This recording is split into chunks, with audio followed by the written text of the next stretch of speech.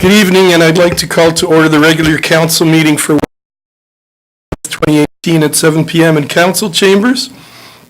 And at this time, we're looking to confirm the agenda. Are there any emergent items that need to be presented by any of the councillors? Councillor Peterson? Thank you, Your Worship. If I might add something under emergent items, this is regarding asking for council's input to have our administration speak to the issue of moving forward the file on this relevant to the Seniors Lodge. If I could just turn to Lisa. Lisa, where would we insert that then? Thank you. Oh, under urgent business, sorry. 11.1, yeah. I was looking for emergent, but it's, thank you. Anything else from any other councillors? Emergent items from administration? Lisa? Thank you, Your Worship and Council. We would like to add under 3.1 a fire award presentation. Under 4.2, the Strathmore Minor Soccer Federation. I'm not sure if they will show up, but I'd like to add it just in case.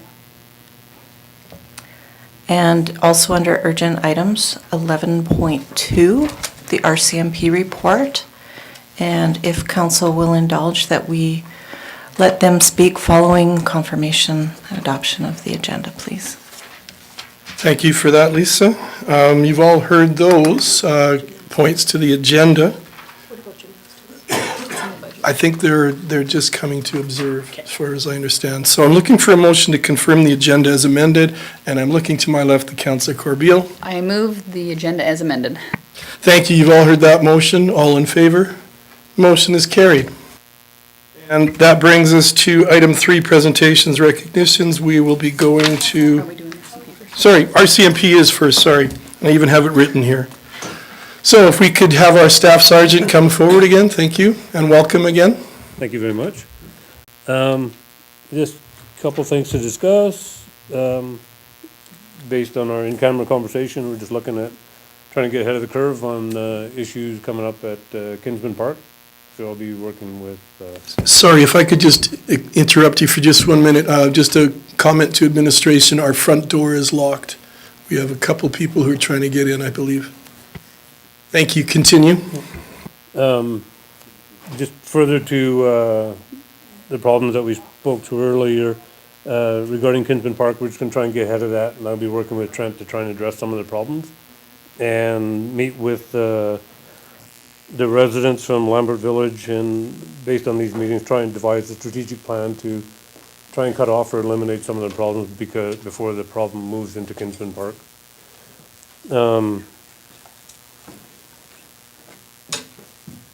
The only other thing I want to mention was the watch clerks. We currently have 3 online, with the 4th currently in training. And there was a couple, I guess, administrative issues in terms of their security clearance and having a contract in place. It caused a little bit of a delay into them getting divisional training for the databases like PROS and CPIC and stuff. But I think based on the statistics I provided earlier, I think this is a direct result of having the watch clerks in place. It's also increased the quality of our disclosure, our data quality, and a more accurate capture of the zones where the offenses are occurring. And which overall becomes the statistics that are provided are more accurate. And that's all I'll say, unless anybody has any questions. Thank you for that, Staff Sergeant. Any questions from councillors or comments? Okay, thank you very much. Councillor Silver, sorry. Sergeant Delarone, I'm sorry.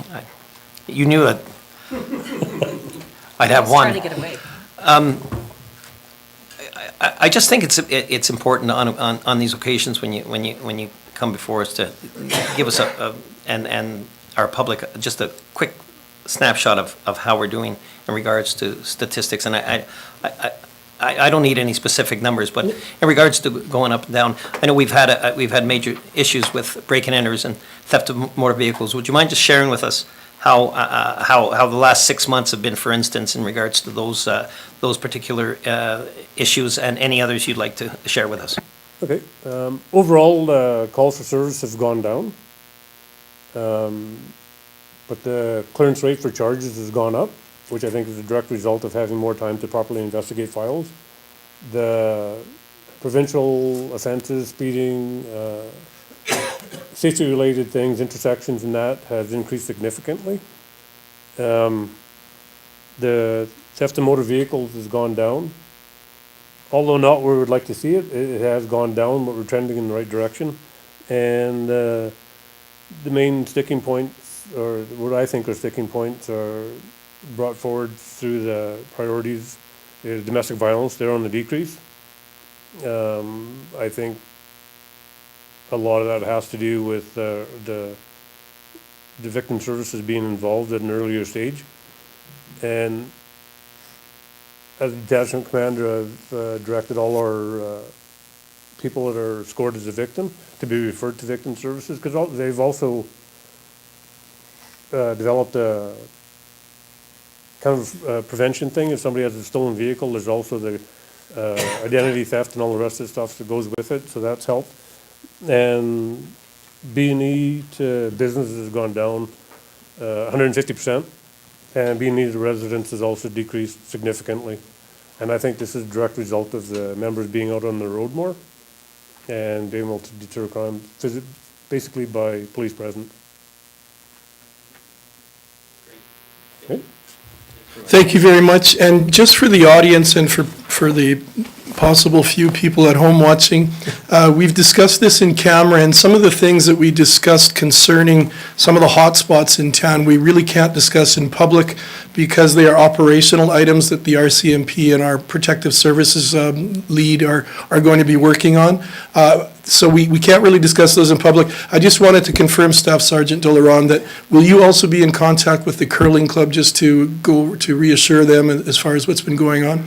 We have a couple gentlemen here tonight from the curling club, if you wouldn't mind touching base maybe on your way out. Yeah, absolutely. Thank you very much. Thank you. Anything else from councillors as far as that goes? Thank you. Thank you very much. Sorry, Craig, it was very brief. All right, we're in presentations and recognitions, and at this time, I'd like to call forward Trent West to talk about and discuss the fire award that's going to be presented tonight. Welcome. Thank you, Your Worship, Council. Unfortunately, we were, due to the rotating strikes of Canada Post, we were not able to get you the recognition award for the staff Christmas party on December 7th. It is now ready for Council to present to an individual of the fire service who has provided 40 years of incredibly dedicated service to the community and to the fire department. And I have to say, the 2 years that I've been here, it's been an absolute joy and honor to say that I've actually served with him as well. And so, Council, the recognition award is behind you on the floor, and the award is to John Silva, who is in the audience.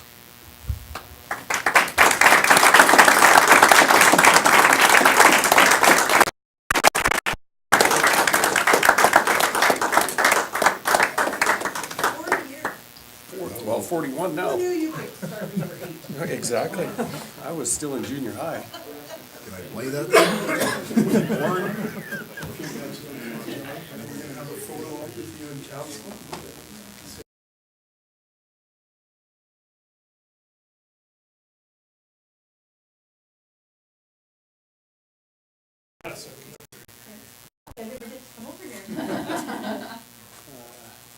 Squeeze just a little bit.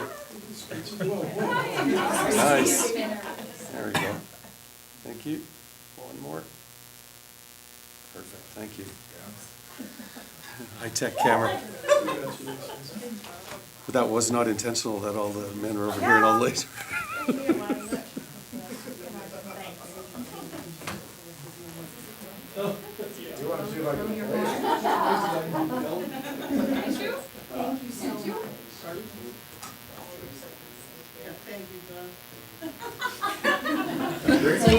thank you very much. And going to say a speech?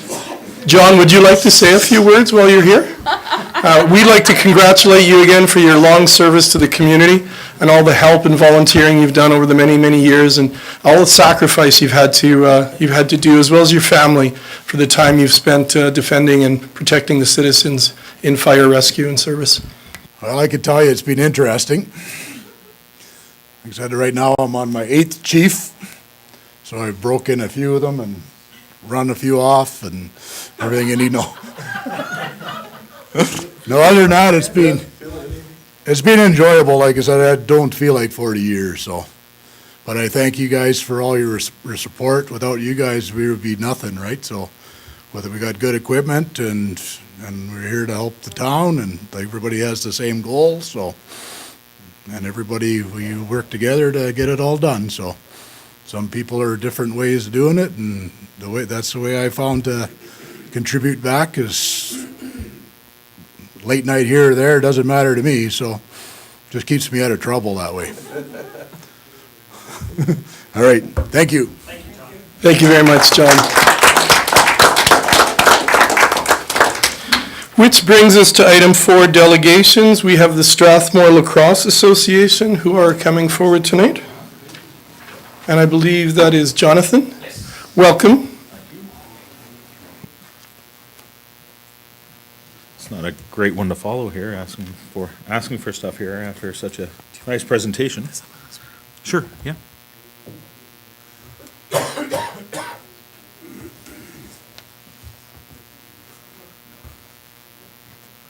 Well, first of all, thank you everybody for thank you for allowing us just to give you some more information about Strathmore Lacrosse. I know we've been here a lot and you've heard from us a lot, but I wanted to make sure you guys had all the numbers and what we're doing, what we're looking to do, and just give you guys a better overview of what Strathmore Lacrosse is all about. So last year, it was a relatively flat year for. Sorry, Jonathan, I don't want to interrupt you, but I am. I just want to remind you that you have 10 minutes as your presentation goes. I'm sure you've been told that already, too. Yes, absolutely. Thank you, and my apologies again. No problem. So yeah, last year was a bit of a flat year for growth, and we had 235 players with 13 teams. As you can see, our Pee Wee group was by far our largest, and those are 11 and 12-year-old youth from Strathmore and Chestermere now. With the large growth in Pee Wee last year, we were actually able to put together an A team, which is the most competitive level in lacrosse for Alberta, as far as Alberta lacrosse goes. And it's the first time we've ever had an A team, and it went well. It was a big learning year, and it's a much different game to coach, and we brought in some coaches from other levels of lacrosse, from our junior lacrosse teams from out of Calgary and stuff like that, to help develop that. We had some success with our Bantam B and C teams, placing second overall in the Calgary District Lacrosse Association, and PWC making it to the playoffs and finishing 5th overall. Winter lacrosse, which we're starting up in January.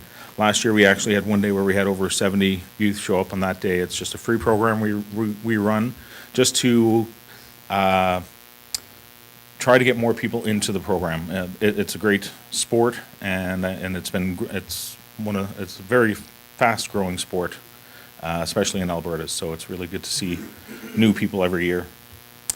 We hired a technical director as well last year. This is most of the people involved with lacrosse in Strathmore are mums, dads, and we all.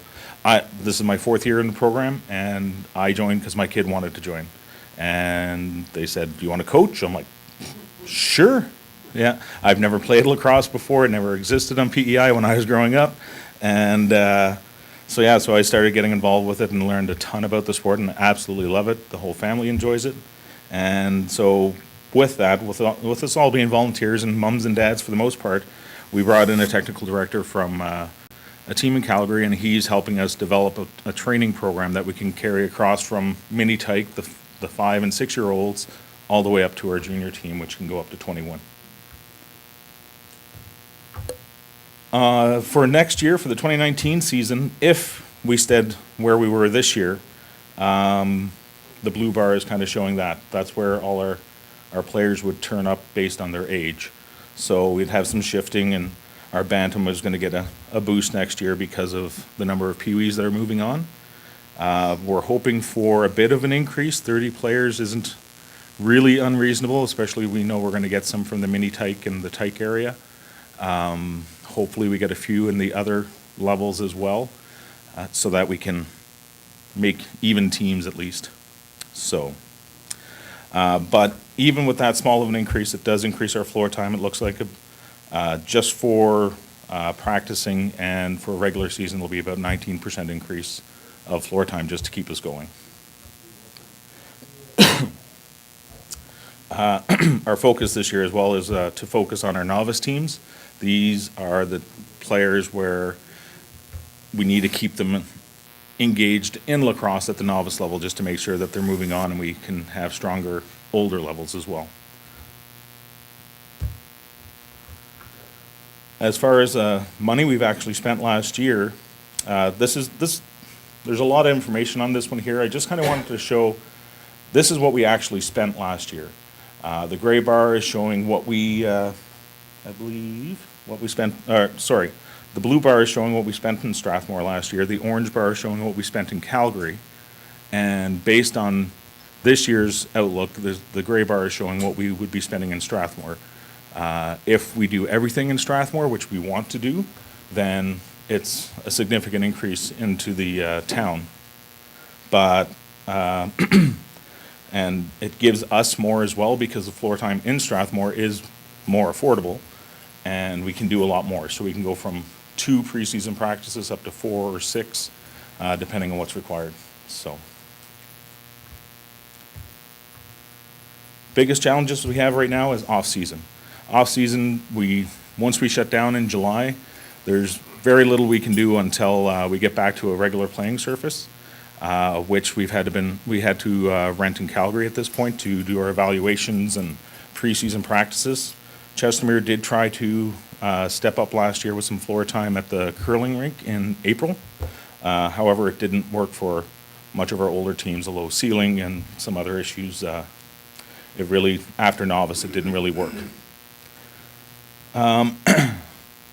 In order to grow lacrosse, one of the things we need to do is become more competitive, and the only way we can do that is with more practice, more time with the kids, having sticks in their hands and getting out there and playing. The only way we can do that is with more floor time. We can start doing some additional camps. We can start doing specialty camps. Right now, there are kids paying $400 to $500 to go to a weekend camp, and it's stuff we can offer here. So with the sports center, all these things become an option. It gives us lots of time for doing more introduction camps, more getting other people in the community involved in the sport. The Calgary Roughnecks has said they'll send people out here to help if we want to do a lacrosse day or something like that. And and that'll just help grow the sport and help it become more popular.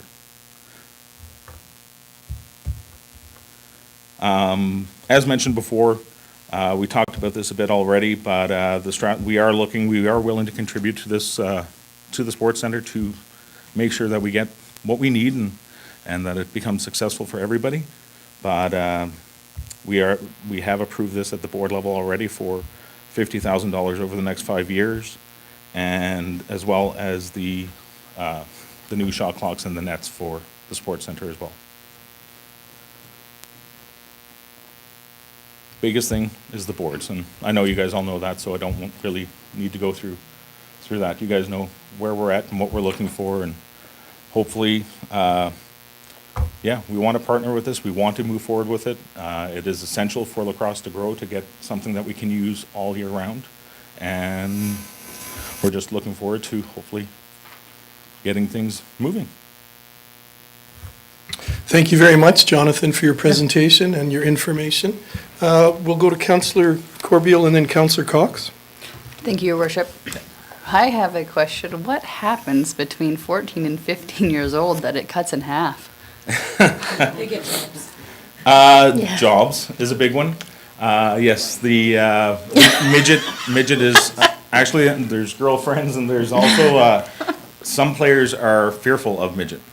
It becomes a very rough game at the midget level, and some players just don't want to go to that level of competition.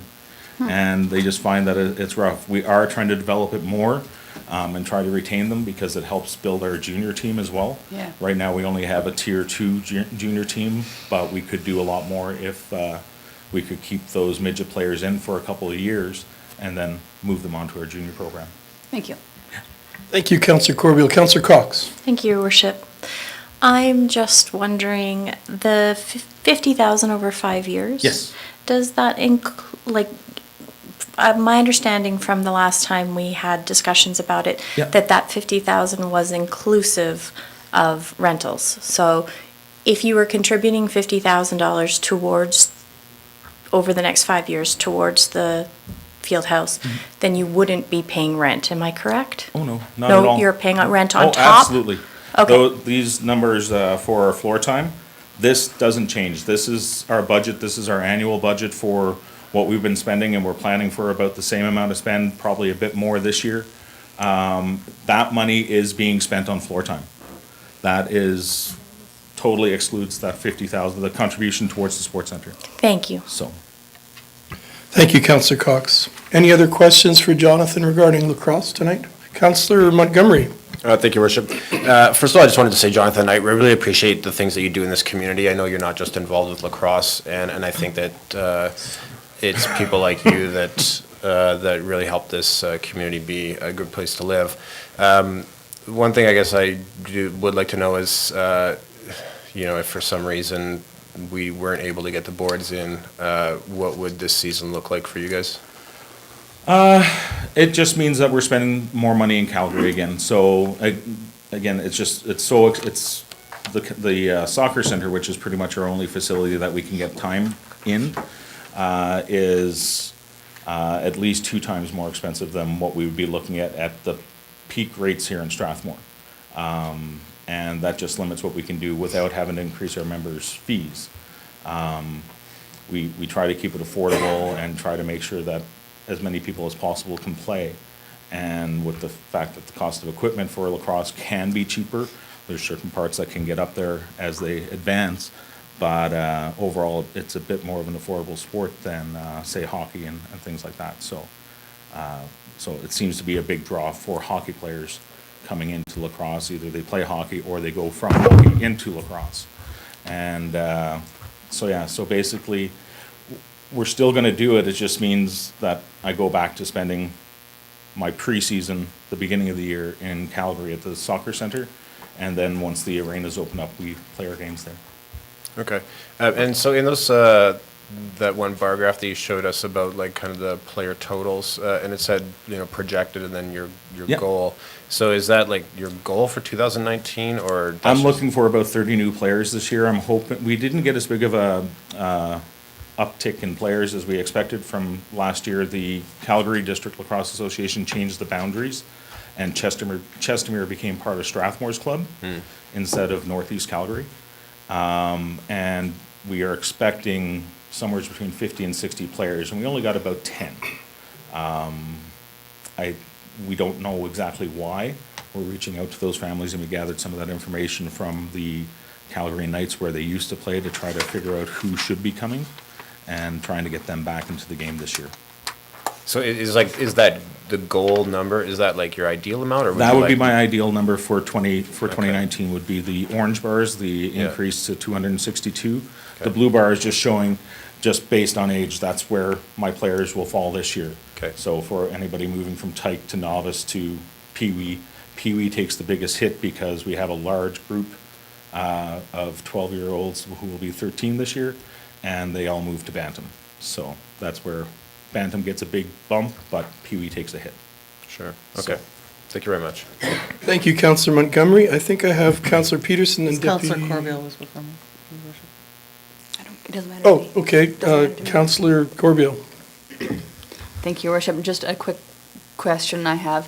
Do you find, or would you think that having to drive to the city decreases your numbers, or doesn't help? It the doesn't cause? help. The biggest problem, I think people just expect it at this point, and so they deal with it, so they don't mind. Even new people, that's where I'm kind of, Even with new people, because they know it's really for the beginning of the season, and then we play, each team plays 12 games in a year, and they play 6 at home, 6 away, which is Calgary, Okotoks, High River, Cochrane, and Airdrie. And then their practices are here as well, so it's not too bad for, as far as that travel. They expect a bit of travel Okay. with it, and it's gonna happen either way. The biggest gain we get from not having to go to the city is just the cost of floor time. okay. I can go from that 2 practices preseason at the soccer center to 4 here at least, so. And quick comment, you can tell the lacrosse players and the hockey players because they take more penalties in hockey. Yeah. Like the lacrosse players take more penalties. It's Yeah, funny, but they do. I'm assuming slashing. So, It yes, sticks, yeah. Thank you, Councillor sticking Corbeil. Councillor Peterson. Thank you, Your Worship. Mr. Peters, I want to commend you. You've done everything that this council has asked you to do, from providing this data, forecasts, and articulating contributions to the community.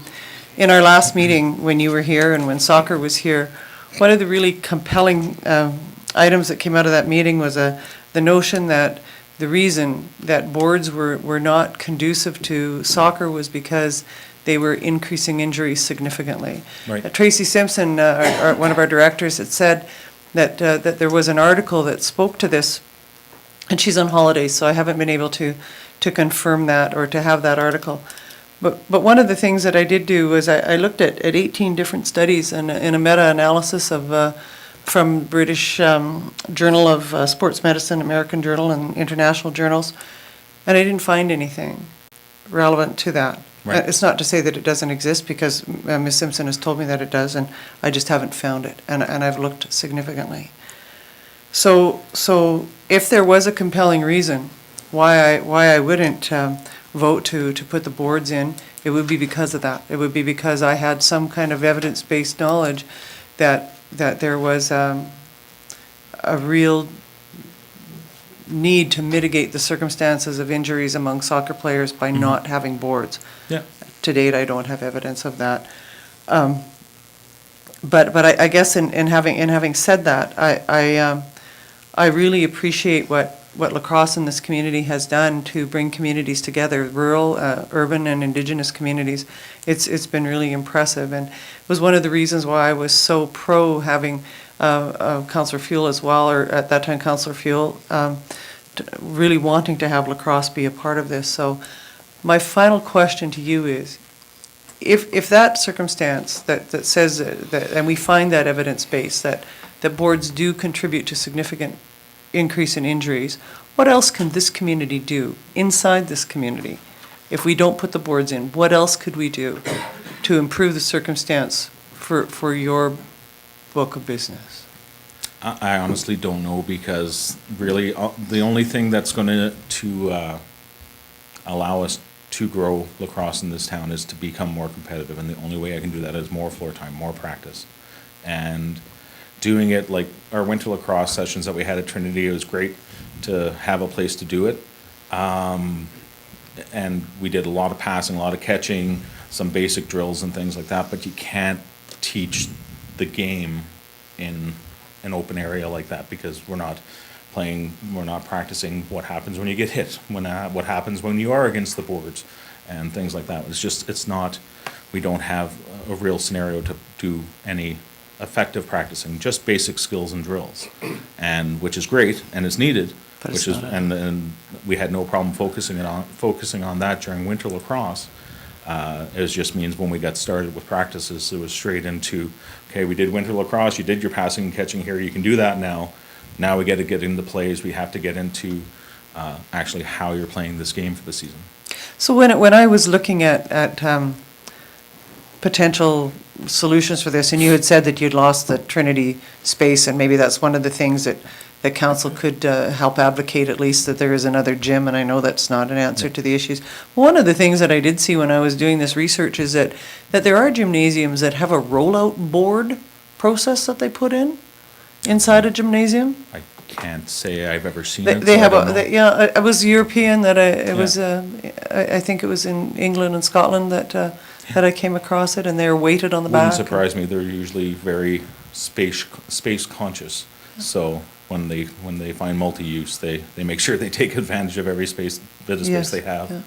So, I really appreciate your presentation, and appreciate what you do in the community. Thank you. thank you. Thank you, Councillor Peterson. Deputy Mayor Bauer. Thank you, Your Worship.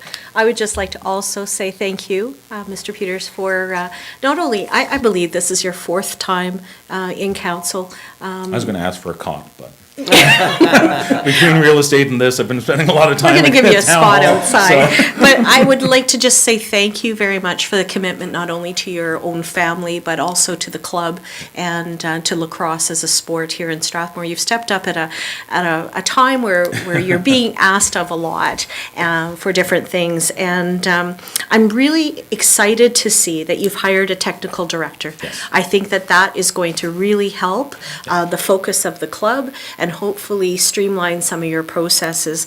I also, just because the Redneck Rumble tournament is now 12 years old, I think, have you thought about, you've said that you're going to expand with 6 more teams. Have you thought about doing another tournament and adding another tournament for profitability? That one's tough because our tournaments have to be approved by Alberta Lacrosse. And I think calendar-wise, there wouldn't be a place to fit another tournament right now. Again, lacrosse is a very fast, quick-paced season, right? Like we start. 12 weeks. Oh, yeah, 12 weeks, and I think it's starting late this year, so we actually go into July, which nobody's happy about, but I think Easter caused the problem. It moved late in April, so we're not starting until a little bit later. Even with expanding this year, I had to go to battle a little bit against Alberta Lacrosse and say, no, we want to add, normally it's only been a B-level tournament because that's where the majority of our teams are. But we do have a large number of C-level teams in novice and peewee, and they've been excluded from their home tournament. And it's a bit of tension within the members. Why can't we play our tournament at home? Why do we have to go to Edmonton, Okotoks, High River? So this year, that was our plan, was to add a novice C and peewee C, because those are the levels that we really need to start working on to keep our retention and the growth down into bantam and into midget. So by adding those teams, we're hoping to gain some of that. Okay, thank you. And with regards to the boards again, I just want to be clear, when we're talking about the financial output for the boards, we're also including the acrylic tops, is that right? I would assume so, yeah, because those would be required. Okay. The biggest problem, if there's no tops to it, then if you get checked, you're rolling over the board. Yeah, So- okay. And then the last thing, I was just saying that I thought that your increase of only 11.5% is actually quite modest. I hope it is. With having the sports center opening up, I'm hoping that can ramp up a little bit more, and we can really help you out. We would be happy to see it. Okay. I figured this was a reasonable goal for 2019, so. Good. Well, thank you very much. Thank you, Deputy Mayor Bauer. Any other comments or questions? Thank you for your presentation. Jonathan, I'm assuming you're aware that we're discussing board and netting options later on in this public meeting? Yes. Okay, thank you. And I just wanted to clarify, you haven't had any opposition or people, rednecks, upset about your tournament name? No, No. 'cause we've had a lot of problems with No. controversy lately. Since we bring in the chicken poop bingo, it seems, Please don't mention Redneck Rumble chickens. seems to fit, so. Okay, perfect, thank you. And thank you for all your time coaching that and being involved in cadets as well. Absolutely. Thank you.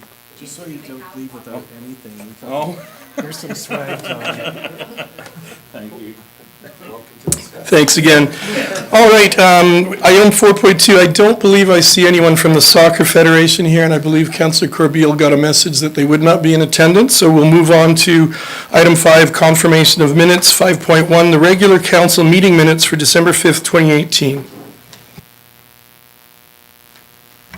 Councillor Peterson. Your worship, before making the motion to move the minutes, I'd like to draw your attention to page 8 of the minutes, item 9.1. I think I did not make that motion, but I stand to be corrected. But the reason that I think that I may not have made the motion is if we look at the following resolution on the top of page 9, it indicates that the resolution regarding the bylaw made by Councillor Montgomery be tabled. So that's why I think that I didn't make the previous. Did you catch that too, Councillor Montgomery? Yeah. So I think that resolution 459.12.18 was moved by Councillor Montgomery. Thank you. Thank you for that catch. Anything else that anyone else has noticed? I guess, like, is my motion even on the agenda tonight then? It was tabled. It's tabled to the regular meeting of today, yes. I just don't see it on the agenda. Point. If I could direct that to administration, is that something that we will see coming forward then in the agenda? We don't have it as an amended part of the agenda, that motion, that's.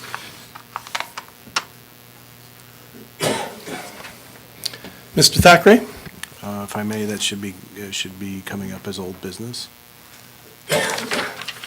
As items tabled, and it seems to be an omission from the agenda, so it should be there, but. Thank you, so it'll be under item 6 then. It may be, your worship, that I believe that the reason that it was tabled was that there was some information to be sought, and maybe that information isn't here, and that's why it's not on the agenda. Are you ready for that then? Absolutely. All right, thank you. So I would move the minutes, your worship, as amended. Thank you, Councilor Peterson. You've all heard the motion. All in favor? The motion is carried. Item 5.2, the December 5th, 2018 public hearing minutes for bylaw number 18-20. Councilor Corbeil. I move that council adopt the public hearing minutes for bylaw number 18-20 held on December 5th, 2018. Thank you. You've all heard the motion. All in favor? And that motion is carried. Item 5.3, December 5th, 2018 public hearing minutes for bylaw number 18-25. Councilor Montgomery. I will move that council adopt the public hearing minutes for bylaw number 18-25 held on December 5th, 2018 as presented. Thank you, Councilor Montgomery. You've all heard that motion. All in favor? And that motion is carried. Which now brings us to item 6, tabled items, and that would be the motion brought forward by Councilor Montgomery at that last meeting. And I believe we have information coming from Trent West, Director of Enforcement Services. If I could beg just one second. Sure.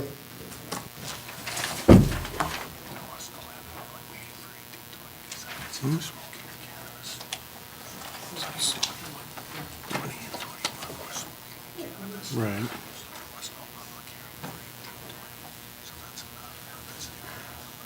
The number's incorrect, but the minutes are correct. No, that is Yeah, for the no. cannabis. It is. No, it's RV parking. Oops. Do you need a quick recess, or are we okay, Mr. West? We're good. Welcome, and we look forward to hearing from you. Thank you, Your Worship and Council. Previous proposed motion by Councillor Montgomery was with regard to tracking enforcement with regard to the smoking bylaw, and in a offline meeting with Councillor Montgomery, we identified the specific things and the timelines around when we were going to do the tracking. So back to when I first started to put together the bylaw forward for a period of 1 year. We will track that information. Another item that was identified was the cost for public education, communication, working with the businesses, as well as any signage that we might require. Fortunately, the province has come out with a grant for municipal cannabis transition planning, and because smoking and cannabis are also aligned in where these activities are taking place or can't take place, we're going to be able to actually do that tracking, not just for council, but also for the grant that we will be applying for. So we're going to connect those two, and the requests that Councillor Montgomery has made, the other requests as far as enforcement are things that we would be tracking anyway. So this is not an additional burden Two of the three things we would be tracking, and the one thing that we haven't tracked would be an estimate, and I would be providing that at that time. Thank you, Mr. West. Councillor Montgomery? I just want to say thank you very much for meeting with me, Trent, and as Trent just said, so basically the province is going to be giving us some money to kind of be focusing on cannabis, and Trent has informed me that we will be able to roll out the smoking or anti-smoking, let's say, efforts kind of in step with that, which actually will pay for all the efforts. So, and I wanted to thank you for finding that, Trent. Yes, if I need to make that motion, I can. Thank you, Councillor Montgomery. Are there any other questions? Just, No, I'll wait. okay, so we have, I think Councillor Montgomery is going to make his motion from page 8 of 114, from the last, it was in the items related to last meeting. So I will move that council direct administration to track all costs and resources directed towards the research, creation, management, and enforcement of bylaw number 18-21, whether direct or indirect, retroactive to the initiation of the bylaw, and provide a semi-annual report to council detailing the aforementioned and any other related expenditure of resources, as well as any revenues generated as a direct result of this bylaw. Thank you for that, Councillor Montgomery. Any questions or discussion on that motion? Councillor Peterson? Thank you, Your Worship. When Councillor Montgomery originally made the motion, I was ambivalent. But I'm glad it was tabled, because having had some time to think about it, I really believe that this motion has potential for extrapolation to components for other information, so that council can gain an increased awareness of what it actually costs, what the expense ramifications are of whenever we do put forward a bylaw that requires this kind of level of enforcement. So I think for that reason alone, it is a good idea to use this as a bit of a training ground for council, and I appreciate the motion. Thank you for that, Councillor Peterson. So you've heard the motion on the floor by Councillor Montgomery. Any further discussion? Councillor Cox? Thank you, Your Worship. Just clarification. So the grant is going to cover all of it?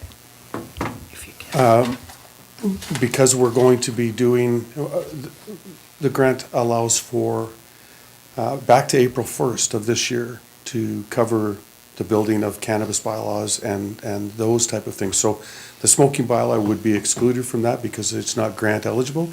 But our signage is going to be, in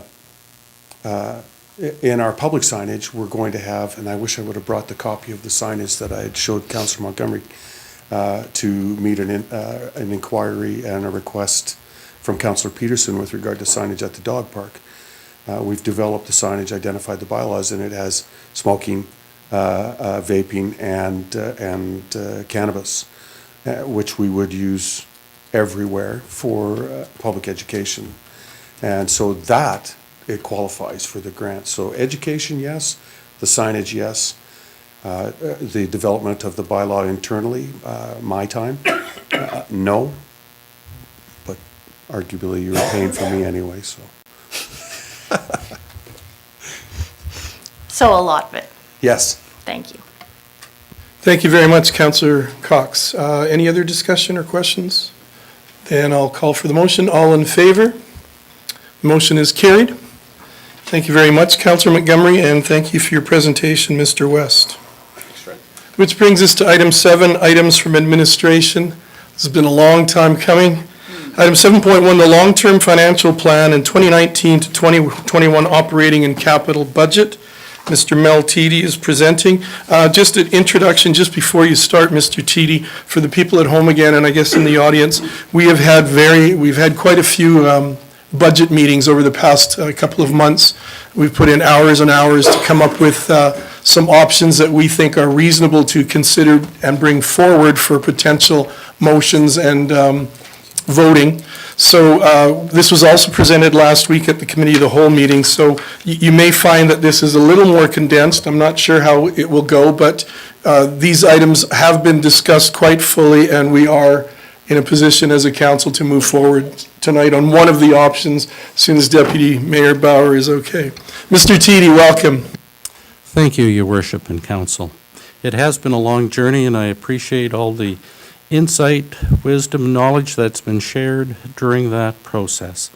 So we will carry on, and the overview that is in front of you, we'll just be talking a little bit about the history, strategic plan, and how it has fit in this year and into this 3-year budget, 5-year long-term,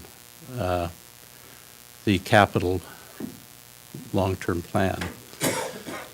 A little bit about the financial strategy, and then we'll move ahead with the budget and the proposed budget. So in terms of historical information, prior to 2016, the town created a number of documents and plans to guide decisions. But looking forward, over the last number of years, the town has added over $100 million in additional facilities, with the most recent being the Strathmore Motor Products Sports Center that is about to open. In addition to that, we've had the sewer plant, the water line, enhanced policing, the water reservoir that's been added, along with adjustments in the FCSS program and others. At different times, the plans were not directly connected with an overarching strategic methodology or guiding vision. And what we're introducing with our long-term financial plan is more of a vision and more structure around how we make decisions. So the MGA requires a 3-year operating budget and a 5-year capital plan. During the years, we'll see in a future slide, but over the last 10 years, there's been a period of where the additional tax revenue adjustments have averaged 0.6%, and that's less than half the rate of inflation, which really means the town is reducing revenue compared to costs. So the mill rate in 2012, 5.617, the mill rate in 2018, 5.803, and that's where the 0.6% or an average adjustment of $33 per year comes from. The graph that's in front of us represents the median assessed value of the average home in Strathmore, along with the annual tax bill and the increase in taxes.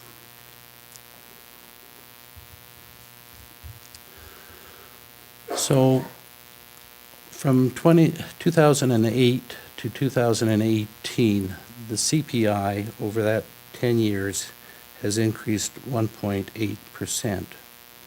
During that same time period, with new program spending, new services, new facilities, the average spending by the town has increased 13.3%, a big difference. The strategic plan was first adopted, or the long-term financial plan was first adopted in 2016. Since that time, we have completed updates, and the plan that is in front of us is an enhanced version of where we've been at. It gives us vision, mission, and values, a way of measuring what we are doing. The Canada 150 program was enacted in 2017, and a number of additional programs were undertaken along with a human resources plan. The strategic plan from Council in the first 180 days of the new council adopted themes and a vibrant community. Enhanced community facilities and quality of services were developed.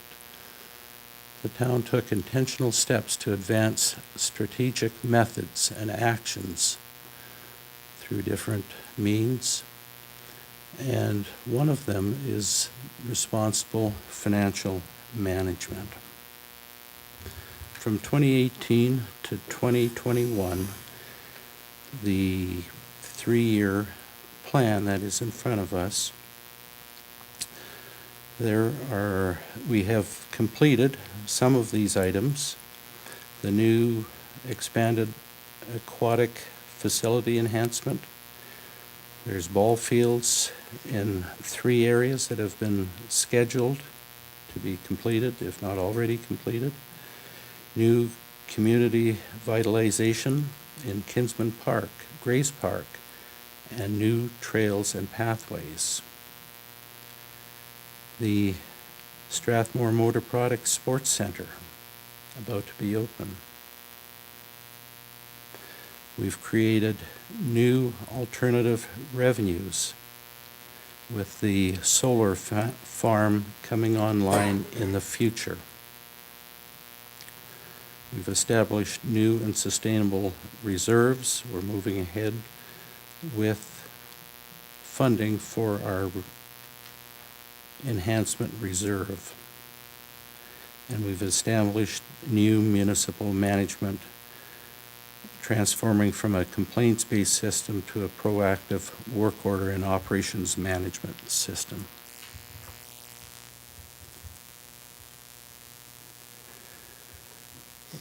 In terms of accomplishments, there's been transitional governance in terms of council procedure bylaw, master plans, the long-term financial plan, facilities master plans.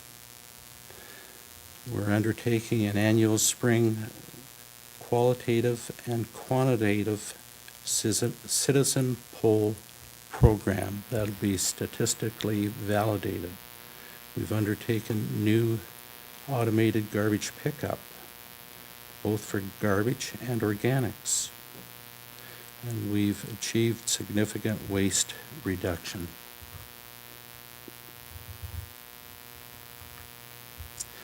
The downtown has been enhanced for seniors' accessibility and beautification. New and enhanced safe school pedestrian crossings. New trails in Grace Park, around Strathmore Lake. And we're undertaking a trails master plan. The communications program has been enhanced to promote a positive relationship with citizens and committees. New seniors housing initiative is being undertaken. New economic development program and new fire services are being undertaken. The long-term financial plan implements responsible financial management, creates funding certainty and transparency for citizens, open governance and decision-making improvements, provides a comprehensive, sustainable financial management approach to policy and procedure development, takes a long-term perspective to provide sustainable funding for programs and services, supports the obligation of the 3-year and operating plan, the 5-year capital plan, and it achieves new funding models to end or substantially reduce subsidies, particularly in the utility program.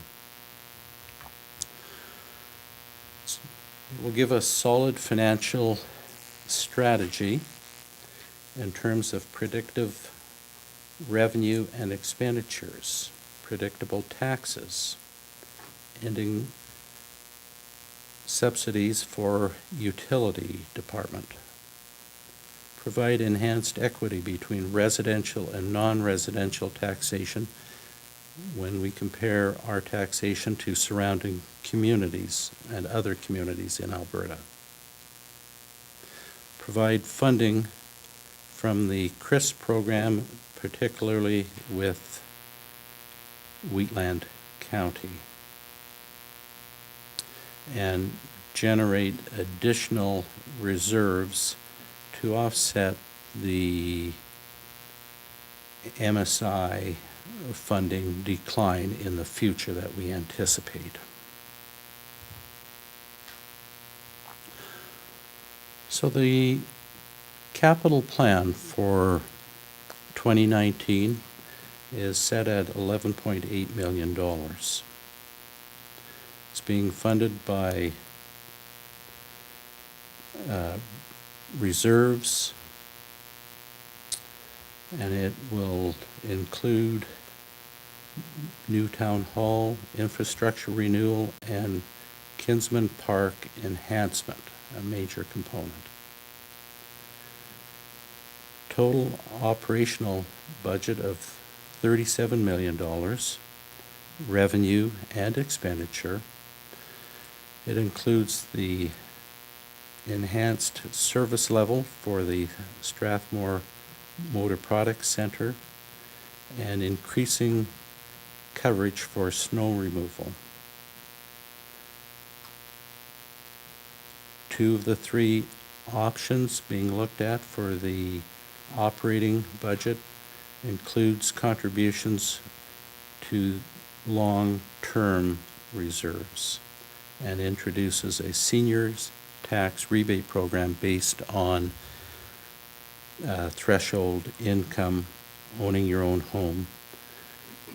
It includes both condos and mobile home in that program.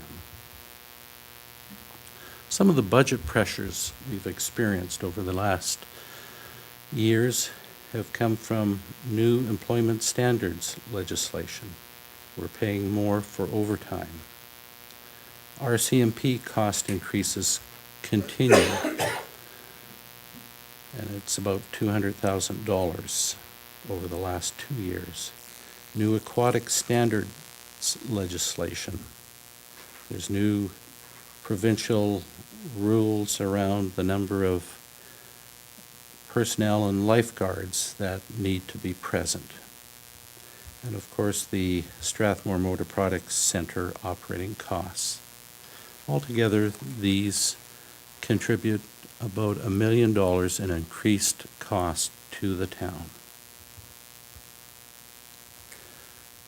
So the current replacement program, the current replacement for our facilities at the Family Center, Aquatic Center, Civic Center is estimated to be $45 to $50 million. The long-term financial plan cites an infrastructure deficit of approximately $44 million with a total of $250 million in tangible capital assets within the town. Very big number. With the proposed long-term financial plan and multi-year budgeting, we will have a strong strategy for renewal and reinvestment, along with planned maintenance that is carried out over the life of an asset, usually is less costly than having to do a forced maintenance to a facility that is needing major work.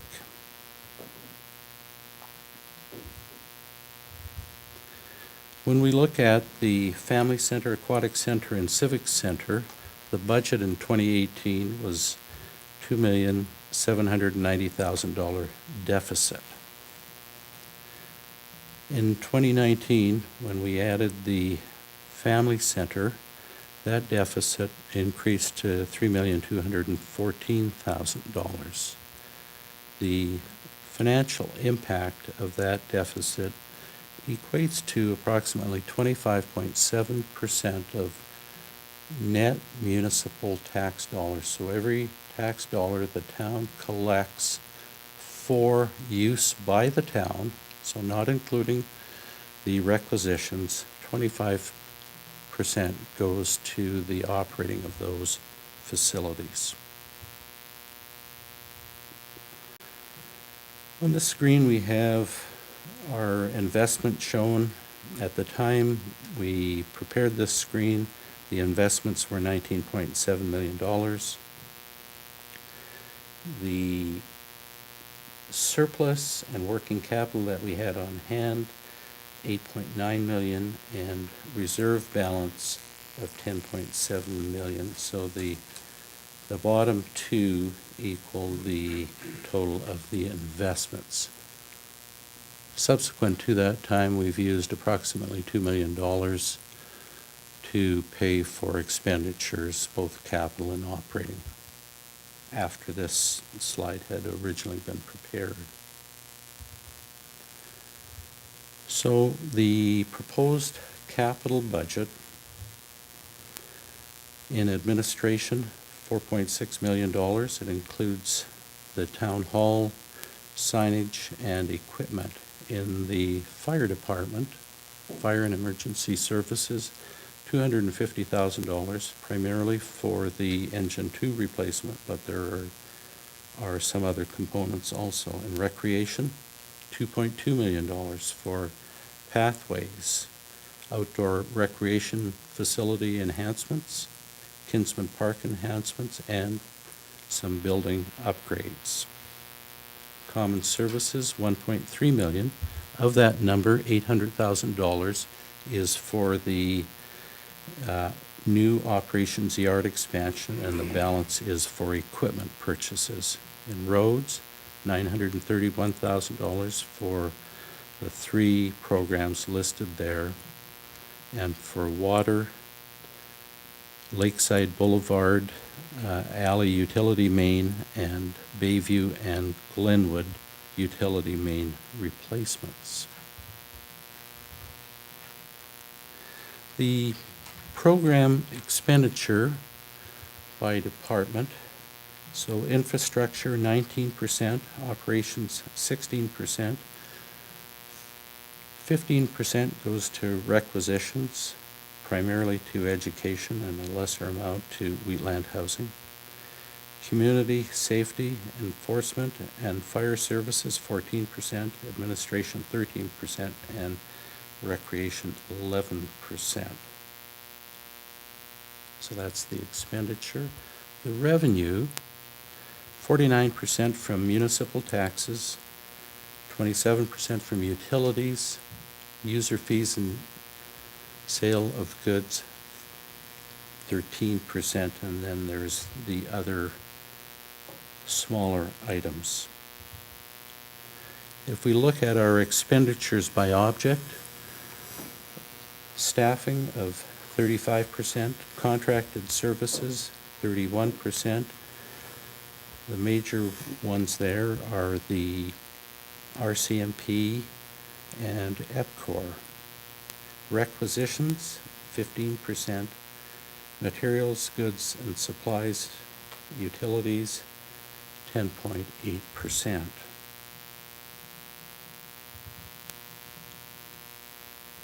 Budget adjustments. Subsequent to workshop and at workshop, council has asked for 4 things: allocating money to reserves, proposing a hiring freeze, incorporating a grant funding request from the gymnastics club, and developing a seniors tax rebate program, and we've included a $40,000 budget in that.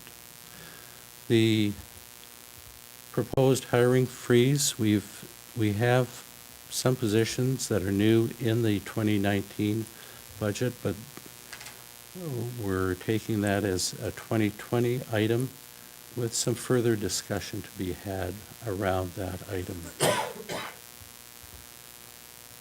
The overall policy calls for physical sustainability. The 2019 to 2021 budget was prepared with key considerations being continued maintenance for infrastructure,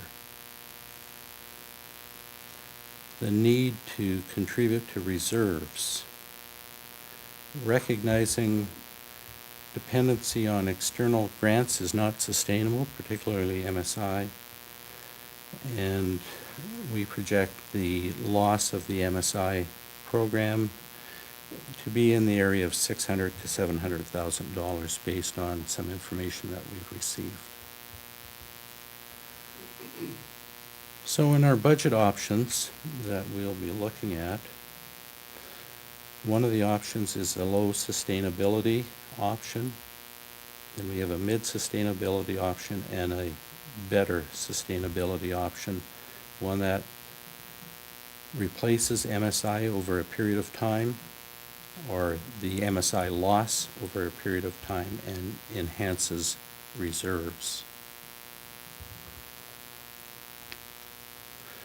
The low sustainability option that is being put forward for council consideration is a residential tax adjustment of 3.9%, non-residential tax adjustment of 5.9%, total revenue of $18,026,000. This would be and require a $170,000 reduction in tax revenue, or is a reduction in tax revenue, and would require a service reduction to offset the tax reduction. An example would be in fire services and public works. It does not provide for reserve investment, does not anticipate a reduction in provincial grants, does not really move in the direction of equity and fairness to homeowners. It aligns with the 3-year budget, however, and it does provide funding and job security for employees. The non-residential monthly tax increase based on a $3 million assessment, $100.54 per month, and the residential increase would be $6 per month. The option that most aligns with our long-term financial plan, a residential increase of 4.9% and a non-residential increase of 9.9%, total tax revenue of $18,298,000.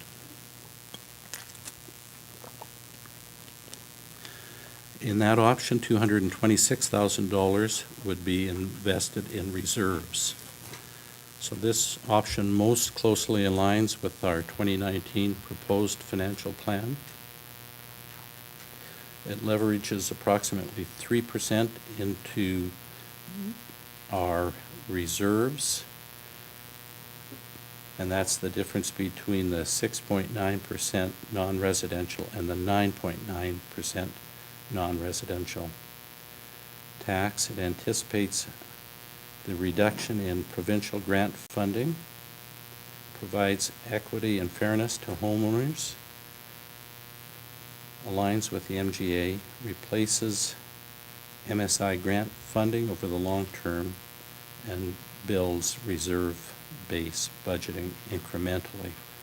The increase for non-residential, based on a $3 million assessed value, $168.70 per month, and for a residential $300,000 property, the monthly increase is $7.11.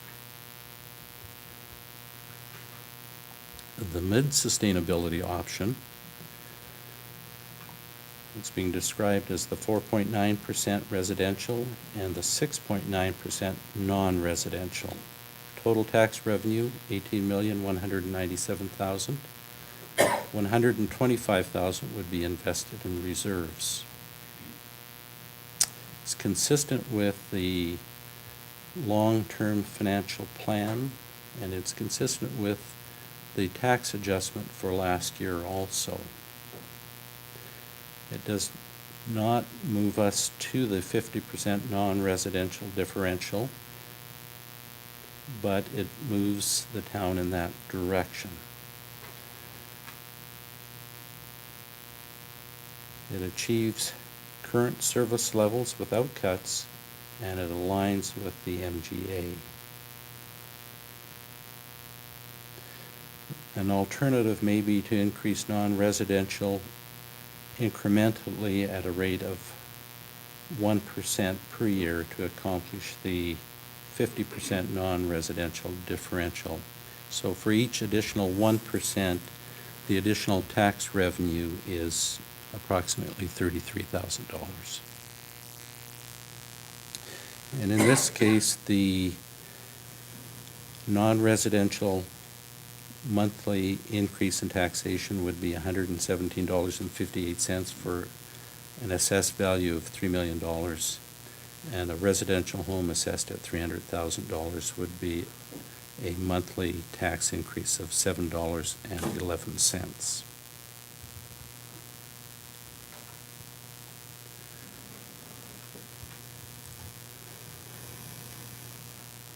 And that concludes my comments, Your Worship.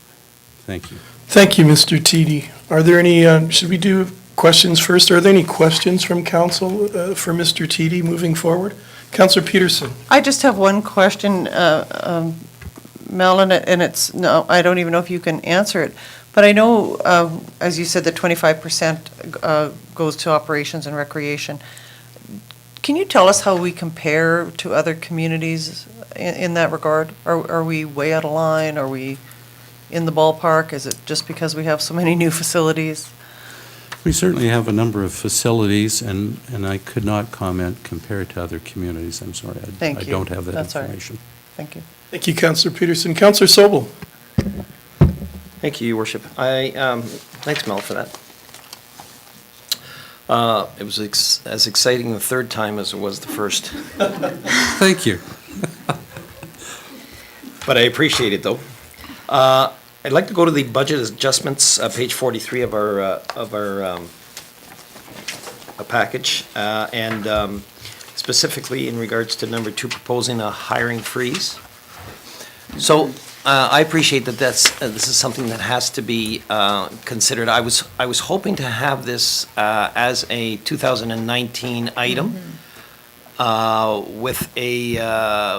with of course accepting the positions that are recommended in the budget. Is that maybe the CAO would like to respond, Your Worship? Oh, thank you, Councillor Sobel. Mr. Thackeray. If I may, through the chair, the intention is the freeze would impact, the proposed freeze would impact next year's budget. I think when Mel and I were talking,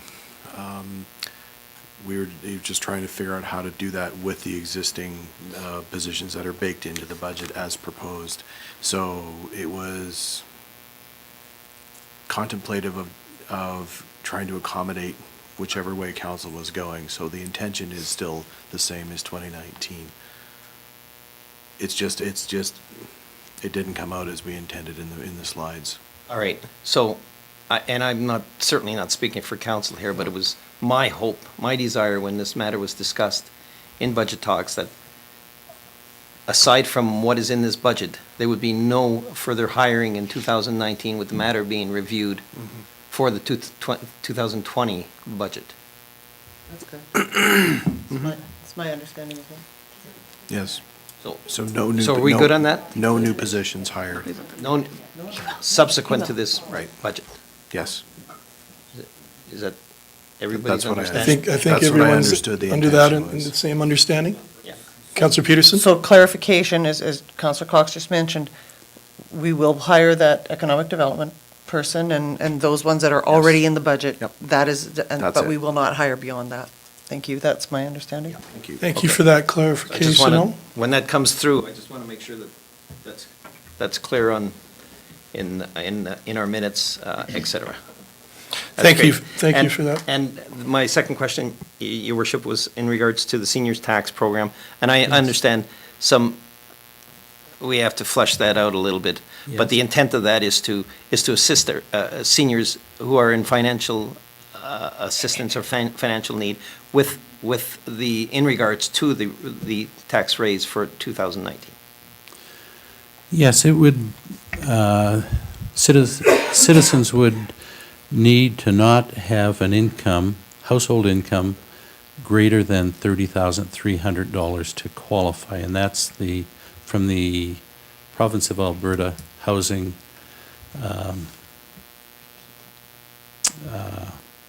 website. And so that number was selected Yep. as the appropriate number. It's the one that's being used by FCSS as well, I believe. Some of the other qualifying things would be their taxes would have to be either paid for the year or on the TIPS program, taxes in good stead. And my last question on that topic exactly, would that be handled through FCSS? Yes. Thank you very much.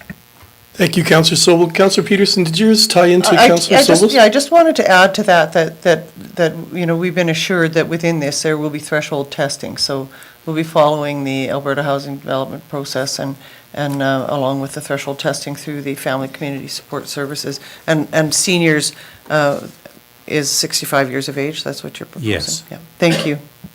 Thank you for that, Councillor Peterson. Councillor Corbeil. Thank you, Your Worship. I have a quick question regarding utilities. I see that we have it in our revenues, and obviously we do get revenue from it, but our expenses are greater than the revenue. What percentage would it have to be to break even? Do you know? We have in the budget this year a 5% increase over 2018, and we're anticipating that if the town uses and we bill roughly the same amount of water used this year, we should be at a break even in the utility departments globally, all in together. Thank you, Councillor Corbeil. I believe Deputy Mayor Bauer and then Councillor Sobel. Thank you, Your Worship. Thank you again, Mel, for this very extensive compilation, and I thank you for taking us on this journey again. It was really, I felt over my head last year, and this year I felt that I was much more understanding and really you put together things in a way that were very easy to digest, and I thank you for that. I thank your team as well for constantly taking our suggestions and then bringing them back to us and working with us on that. I did learn, though, that for every increase in tax that we propose, it's only $125,000 that we will be receiving for our town. Is that correct? That is correct. Okay. So for each percent, I just want everyone at home to know that we are only receiving $125,000. So we're putting in additional reserves, $100,000 away, so that's less than 1%. It's about 0.7. Yes, on one of the options, and Yes. the other option was a little more. Okay. Thank you very much. Thank you, Deputy Mayor Bauer. Councillor Sobel. I'm just ready with a motion, Your Worship. Would you mind, Councillor Sobel, if I just ask one question? Thank you very much, and then we'll take your motion. Mr. Teedy, if you wouldn't mind, I would just like you to explain quickly to the audience and so that we all know the rationale that we've come up with as far as the non-residential tax increase, percentage tax increase versus non-residential, why one would be higher than the other. That stems back to the differential between residential and non-residential Strathmore compared to other communities. In other communities, the differential for non-residential is a median of approximately 50% greater non-residential taxes than residential. Currently, the town is at 17.5% instead of the 50% premium being charged for non-residential. And in order to move the town closer to the 50% premium, so residential do not subsidize, if you'd like to use that term, non-residential property owners. The non-residential tax rate adjustment increase is of a higher number in order to move the town in that direction. Thank you very much. And my last question is, could you just quickly explain, I don't think it's even an explanation, it'll just be a direct answer. Could you mention what the percentage increase that we're looking at, tax increase, that would be clearly attributed to the operations of the new Strathmore Motor Products Sports Centre? The increase related to the Strathmore Motor Products Centre is approximately $500,000 deficit. That equates to about a 4% overall globally weighted average tax increase. Thank you very much. Councillor Sobel. Thank you. Administration, I assume you want these in 3 separate motions? Your worship, I would move that council adopt the 2019 long-term financial plan as presented. This is the financial plan. Thank you very much, Councillor Sobel. You've all heard the motion on the floor. Any discussion on that motion? Seeing none, all in favor? And that motion is carried. I'll carry on, your worship. Councillor if you want. Sobel. I would move that council adopt the 2019 to 2023 capital budget as presented. Thank you, Councillor. Shut myself off there, which you guys might have appreciated.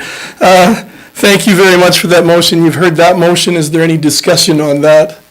Seeing none, all in favor? And that motion is carried. Councillor Sobel. And lastly, I would move that council adopt the 2019 to 2021 operating budget, including the franchise fee adjustment as contained within the budget, as presented using option C, which has a residential tax adjustment of 4.9% and a non-residential tax adjustment of 6.9%, with the exception, your worship, of the hiring of 2 fire department personnel for this budget year. And the reason I'm asking that be severed is if this passes, I would like to be reclused for that vote on those 2 positions. Thank you very much for that motion and that clarification. I appreciate your honesty. Are there any comments or questions on that motion coming forward? Councillor Sobel, did you want to speak to it? I would, your worship. I'm not going to go over a lot of the stuff that I was going to speak on has already been presented by Mr. Teedy, but there were basically 3 main issues that I continuously focused on in my consideration of this budget. And the first one was, of course, in the history of this in this regard, and in that regard, previous councils, and I'm as guilty as anyone here, were extremely cognizant of the financial situation that our town was in this province, to the detriment, by the way, of the town's coffers. In fact, over a 10-year period, as Mr. Teedy mentioned, property tax revenues went up 0.6%. On a residence valued at $300,000, our taxes went up from $2,529 in 2014 to $2,546 in 2018, for a total of $19. Although we as a council continue to be aggressive in regards to improvements, the fact is we have regularly deferred or postponed many issues to quote-unquote next year. We've also made the choice to disregard the concept of building reserves or for replenishing the financial stabilization fund. The second point was the fact that council has spent a lot of time and money in formulating strategic plans and long-term financial plans. We've adopted desires to have an active and vibrant community, enhanced community facilities, and a higher quality of service. We're faced with increases that, quite frankly, are beyond our control. Mr. Teedy mentioned 4 of them in regards to the RCMP costs increase, aquatic standard legislation, etc. One that you missed, in all due respect, sir, was the added cost that we've incurred as a result of the carbon tax, which is not not insignificant. He went through the long list of accomplishments in regards to facilities that we've brought into our community, but I guess the point is that these were issues that were derived from us, were pushed by us, and they all cost money. So this year, a raise in the proposed tax increase comes as a result of many of these initiatives, and especially as a result of the new sports center, as your worship just mentioned. If our municipality's goal is to increase our population, which in turn will attract more businesses and industry, assist in making our facilities operate in a more cost-effective manner, to also be able to put some money away for future enhancements or building equipment replacements, and to ensure that our residents really do find our community as a place they want to live in, then a modest increase in taxes is needed. It's my belief that option C is the responsible choice. This is a mid-sustainability option, which would result in an additional $17 per month per business and an additional $1.11 per residence over the lowest option that we have before us. Thank you. Thank you very much, Councillor Sobel. Councillor Peterson. Thank you, Your Worship. I really, really appreciate what you've put before us, and one of the things that I want to note, as I was watching Calgary Council meeting and CD Howe and others giving them, or the think tank actually, giving them a D for transparency, you certainly, sir, deserve an A+ in terms of transparency, and being able to present this to our constituents gives them the full capacity to tell us exactly what they think of us in terms of their voting habits and their input to us. I've had many comments recently, some very positive comments about the transparency that this council is showing with regards to the budgeting process, and I'm very, very pleased about that. In addition to the excellent comments made by my fellow councillor, I wanted to think about the stringencies carried out over the last 10 years, and many of the people that are not sitting here now, or that weren't sitting there then, that those stringencies, I think, were manifested primarily by the shortfalls that occurred inside this office. And I want to commend the people that have been in this office for those years and more, and acknowledge that you have been able to hold the line, because the people that have been in this office have worked under very, very poor conditions, and have also worked with extraordinary shortfalls in terms of staffing. And that has to be recognized, that many of those stringencies were held right within this building, and I'm also appreciative of that. I think the two most pressing matters we face today is a budget that reflects our service delivery process, and secondly, this tremendous need to build a reserve. When we hear that number of $44 million in infrastructure deficit, and that's probably extremely conservative, and I recognize that infrastructure deficit has come from not putting money away, but there was also significant reasons that go back 20 years to a $30 million water treatment plant, and bringing another $30 million bill and bringing Calgary Water to this community. And all of those things, I think, should make this council very, very mindful that the decisions that we make today are going to impact 20 years from now. And that's why I am so partial to making sure that we put money into reserves, because when we look at that $44 million infrastructure deficit, not looking after that by putting money into reserves could create a hugely painful tax hike in the future if in the event of some infrastructure failure. So, as you say so eloquently somewhere in your report, that looking after it over the long term, year by year, is a much, much better process. So I am very in favor of this motion. I'm glad that we hold the line right now on non-residential tax increases. I recognize that there is a subsidy in the non-residential to the residential, but I also, I live close to the travel lodge, and I see that big property, and they have suffered in the last 3 years. I really see that that they have a large tax bill, and they're not receiving the income that they did in better times, and I hope that this option, this mid-level option, reflects our care and concern. And the final thing I want to say is that I'm very, very pleased to see sensitivity to the most marginalized in our population, which are seniors on fixed incomes, who are greatly impacted by CPI and cost of living increases, and when they are under that threshold. And I think it is brilliant that you brought that forward, and I appreciate this very much. Thank you. Thank you, Councillor Peterson. I just want to echo a couple of things. One of the things I wanted to say is we've really kept the property tax increases as low as we could in the last 8 to 10 years. Both councillors have mentioned that, but at some point we have to move the town forward, and we are really trying to do that in a reasonable fashion. We've added a lot of new buildings, a lot of new services. One of the things that I wanted to say was I was originally, earlier today, starting to lean towards the option that was lower than this, but the thing that's really pushing me is I don't want to see services cut to our residents. I think we need to move this town forward, and this option that's in the motion will do that. It'll also offer predictability to residents and especially businesses. One of the business owners last year told me that it's not so much sometimes the tax increase as that it's a big hit at one time. If we can give these businesses a chance to project into the future 3 years, that's going to help them a great deal.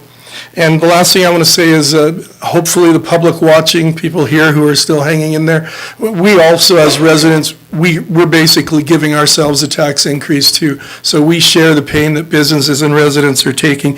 But I want to thank you and your staff, all the department heads from the various areas, our administration and my councillors for putting in all the hours, because it's been a grueling, agonizing time trying to come up with the best choice for our residents moving forward. A lot of time has been put in, so I appreciate all that time from everyone.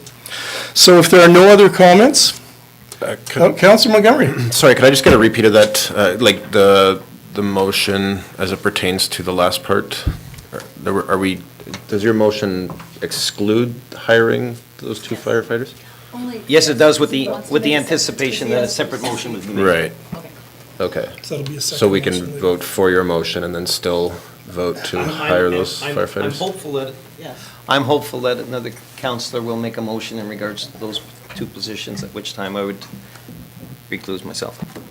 Okay, I would like to just make a quick comment, and that is that I take the responsibility of the public dollar very seriously, and I have tried to be as diligent as possible when it comes to questioning every possible angle of our spending. And I would like to assure the people of Strathmore that I went through the budget line by line and I questioned almost every single item.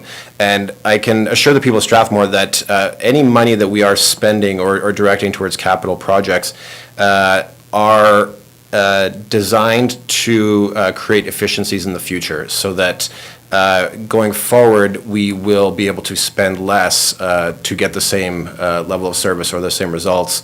And then also this will result in operational efficiencies as well.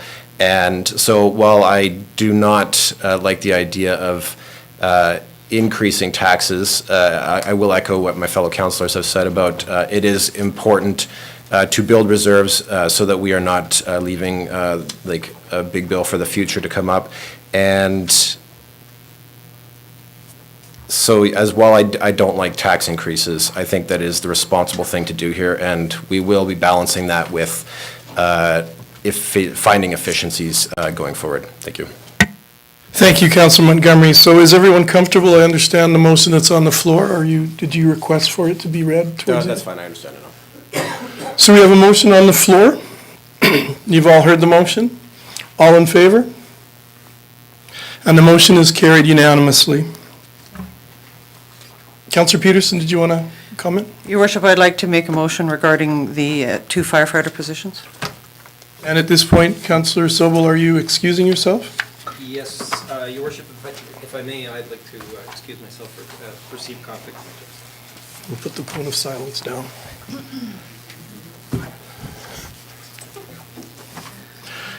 Thank you, Your Worship. Councillor Peterson, sorry. Thank you. Included in the budget were positions for 2 additional firefighters.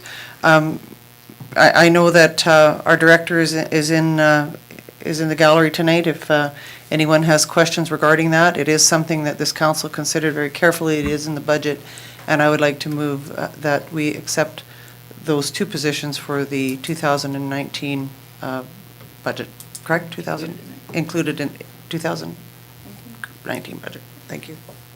Thank you very much, Councillor Peterson. Councillor Montgomery? Yeah, I just wanted to say something about this as well. So this is one of the items that I definitely took umbrage with, and but I can report, and I'm happy to report actually, that while we will be increasing the amount of money that we are spending on the fire department, this will actually result in saving more money over time for the people and the businesses of Strathmore. So that is why I support this. Thank you. Thank you, Councillor Montgomery. We have a motion on the floor. We have a motion on the floor. All in favor? And that motion is carried. Thank you. So that brings to end the long and grueling process of the 2019-2021 operating and capital budget. And we move on to item 7.2, request for decision, Strathmore Motor Products Sports Centre Field Turf Options, including board system and other things. And welcome, Mr. Slav.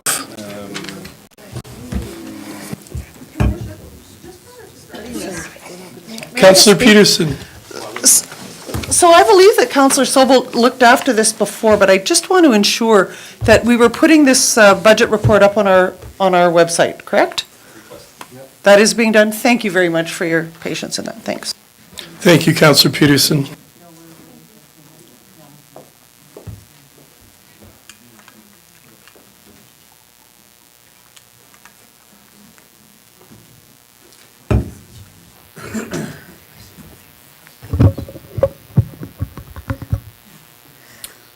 You want me to start? Wait for him to give me the okay. Unless you want to. I can give it a spin. Yeah.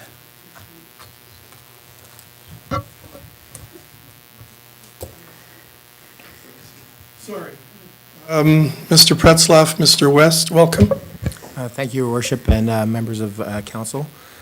So today we're asking for a request for a decision on the Strathmore Motor Products Sports Centre in regards to facility programming, specifically the boards. This obviously has come to council, this will be the third time, and we feel now at this point we can provide council with two options for this facility. This is presented to you right now, and I apologize for that short notice on this, but option one, as presented, is that council approve $250,000 from debenture funding to provide ability to support programming for the two anchor tenants of the facility. We feel that this is the best option to provide, to utilize the facility and for both for the soccer and lacrosse. The difference between option one and option two, obviously it's the $70,000 difference, but this takes into consideration any of those unforeseen costs and actually puts this into a budget line as opposed to it'd be considered as a spending pressure for the 2019 budget. Obviously at the end of, and then obviously as a part of this process, administration would come back to council in the summer of 2020 with a detailed study of an analysis of the utilization of the facility and all the costs associated with this.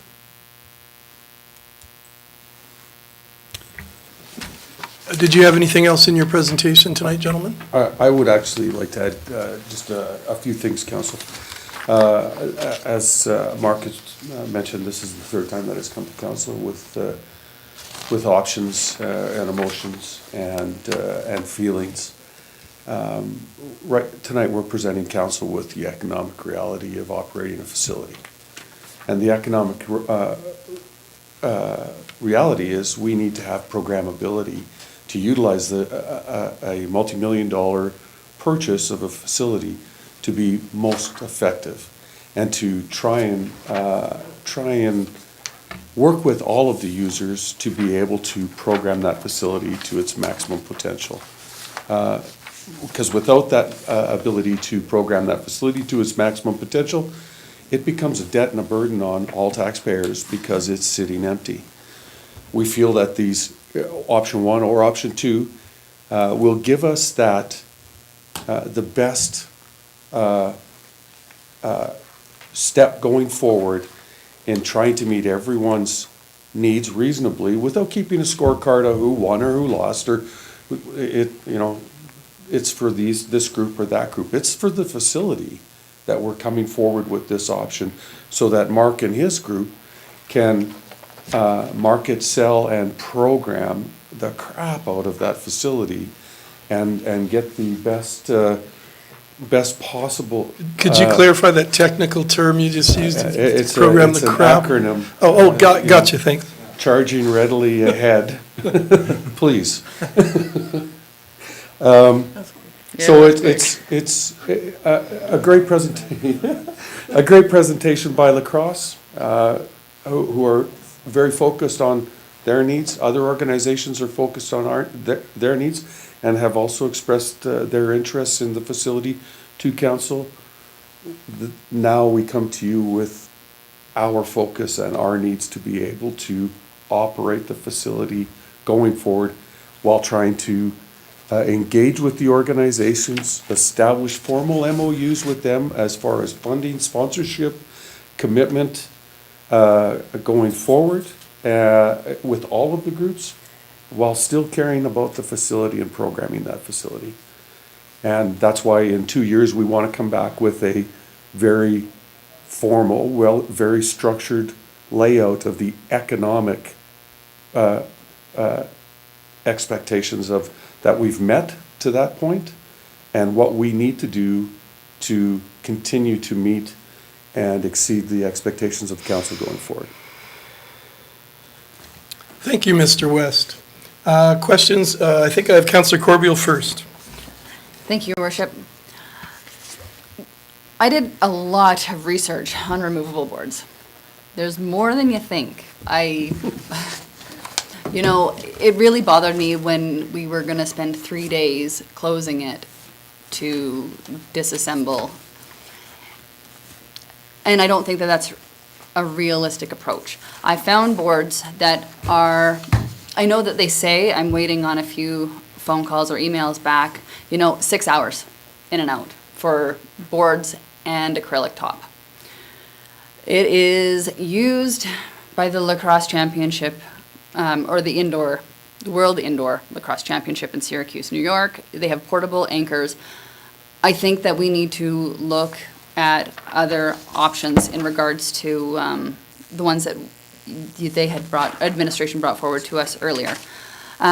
These dollar-wise are even quite a bit cheaper. I was looking at some of the numbers and even crunching them earlier before GST duties and stuff like that, because it's out of it's about $100,000, but that's quite a bit lower. US. Yeah. No, that's converted to Canadian. Okay. Yeah. I even called a couple other people in Alberta. I really want to look at other options. And when I was thinking about this and doing this, I think that we're kind of late in the game doing this. I wish we would have, been doing this a year before. I'm not sure why we're trying to do it, even a month before we're trying to open. But anyway, I have a bunch of information I would really like to share with you guys, so. Thank you for your diligence, Councillor Corbeil, and I appreciate the work and effort. I think what we discussed just before the meeting will be good as well, that your research, if it can be shared with Mr. Pretzlaff and Mr. West and Tracy, it will definitely fall within the amount that we are looking at in this proposed motion coming forward. But I appreciate you doing your homework that well, and hopefully you folks can touch base then. My next question or comment comes from Councillor Montgomery. It feels like you're hosting a TV show. Yeah, I know. Well, I just wanted to thank Councillor Corbeil actually for all of her work on this. She's really gone above and beyond to kind of seek out different options and ideas and find answers for us. And I guess like one question I have has to do with if we went with well, like boards that we can remove. I'm concerned about, I guess, wear and tear on the facility itself by, bringing those in and out and having forklifts kind of driving around on the turf and whatnot. Can you comment on, do you think that would be damaging to the facility, or could it possibly damage the facility to have to take the boards in and out? Ultimately, excuse me, Counselor, removing the boards is obviously always a challenge, whether you do it on ice or whether you do it on turf. The concern, yeah, you're right, there was always an option there, and those are one of those unknown entities. That's why we would support option one, where we provide some additional funding to ensure that any of those unknowns are covered in that. So I can't really comment on it.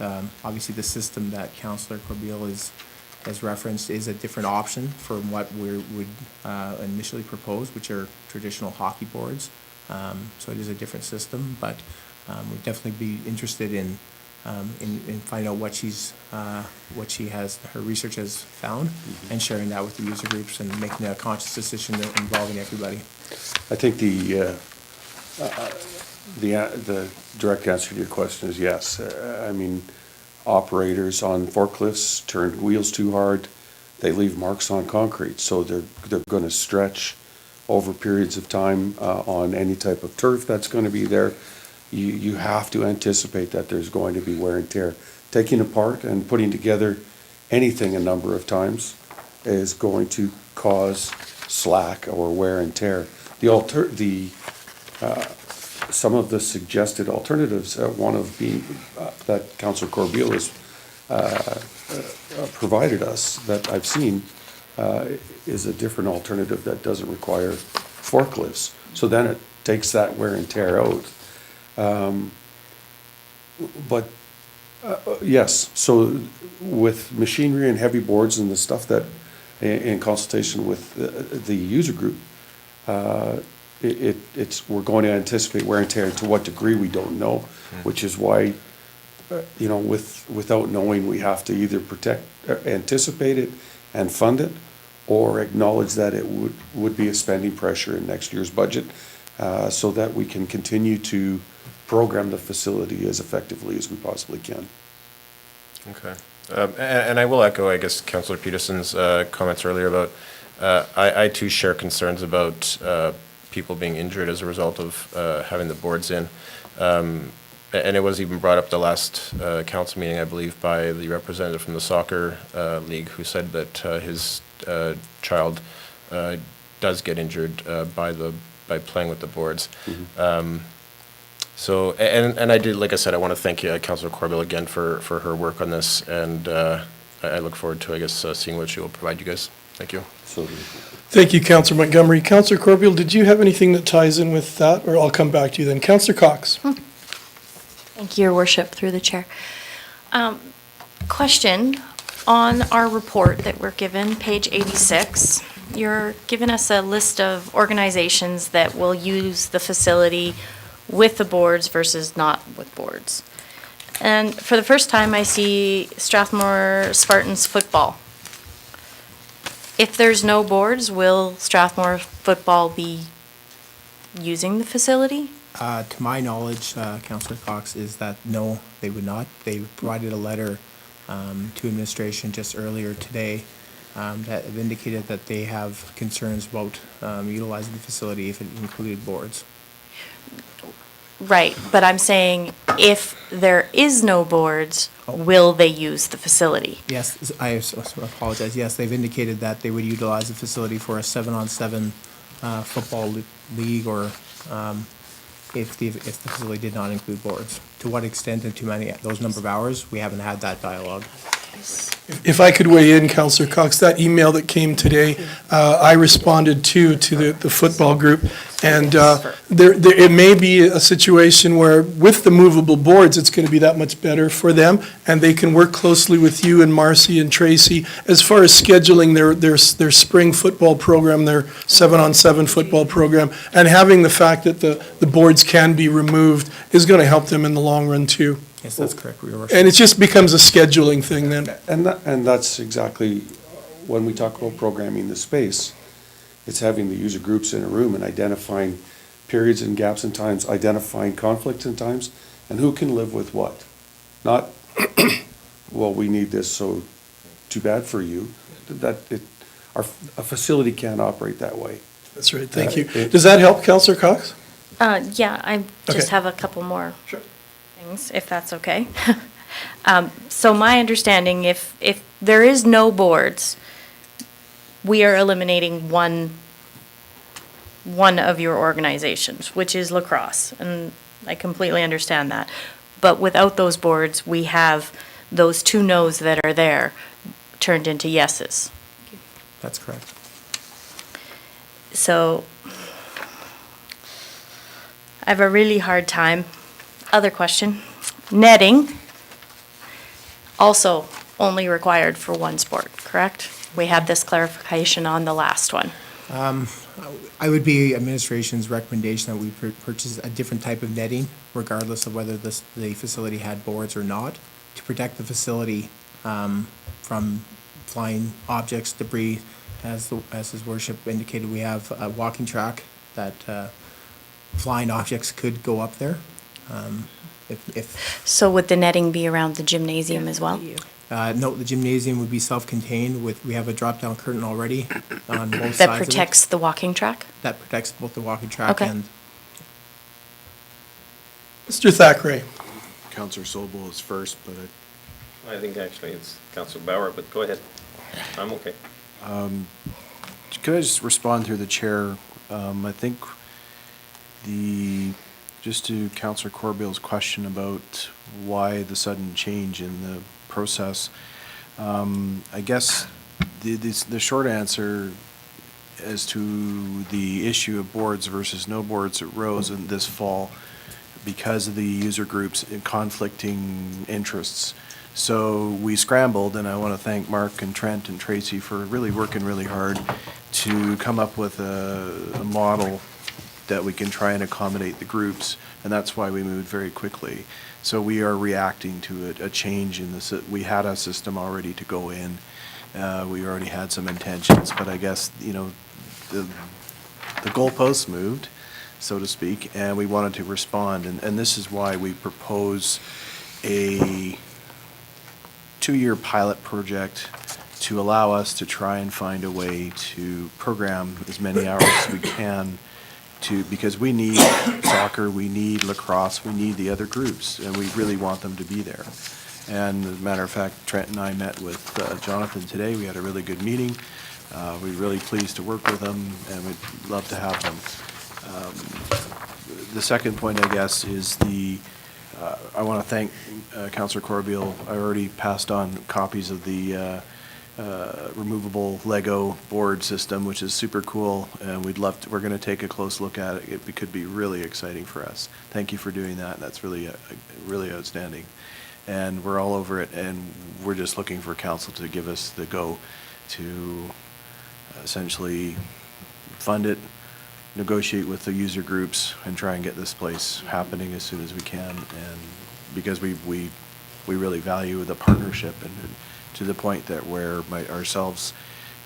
we talked today about an MOU between the user groups and the town, which would really establish some edges and how we work together and what we're going to do together. So. Thank you, Mr. Thackeray. Councillor Cox, I wanted to circle back to you. I'm not sure if you got all your questions answered. Did you want to finish up or add anything? No? You're sure? Because we still have time. Okay. Sorry, I just got rattled for 1 sec there. I think I have Deputy Mayor Bauer and then Councillor Sobel. Thank you, Your Worship. I also would like to commend Councillor Corbeil. She's gone over and above, spending over and in excess of 2 working days, and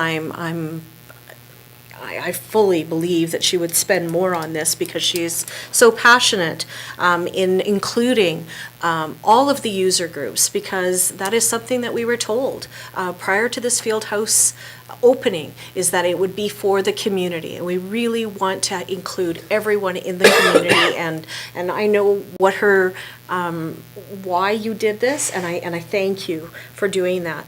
I need clarification, though. I'm looking at what's in front of me in the package, and for some reason, it's not making sense. So on page 85, we have that council approved the purchase of a board system, the recommendation. And then on page 89, it says that we council support option 2 as presented for the fields. So option 2 doesn't include the boards. So what did I do? Okay, so I was given this. Okay, that's what. Thank you.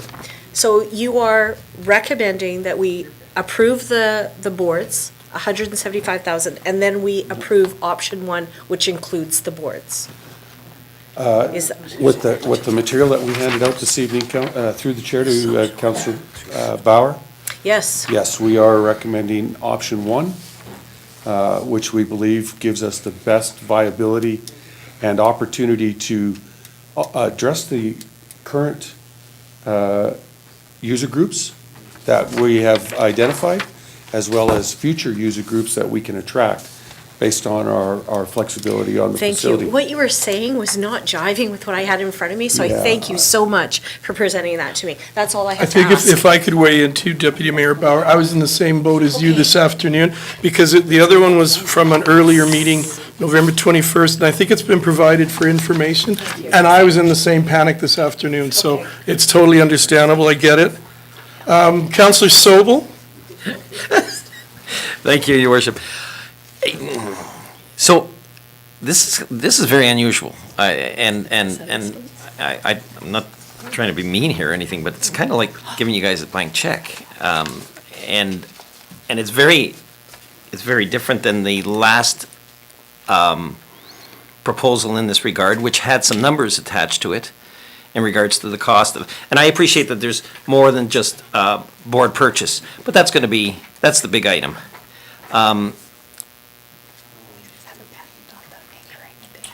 Well, go ahead, if somebody wants to say something. A board purchase, the one we had initially quoted would be about $135,000, and then some storage facilities for the storage of that. Right. The reason why the increase is Yeah, I'm not worried about the increase. Is this supposed to be read in regards, in connection to the estimates that were provided in the last report? Yes, so the. Because that's not what we're getting. I'm getting the new package here. Yes. And there ain't one price, there's not one item priced out. Yeah, so the pricing that was presented in the last presentation with the board options, the $30,000 for the storage facility.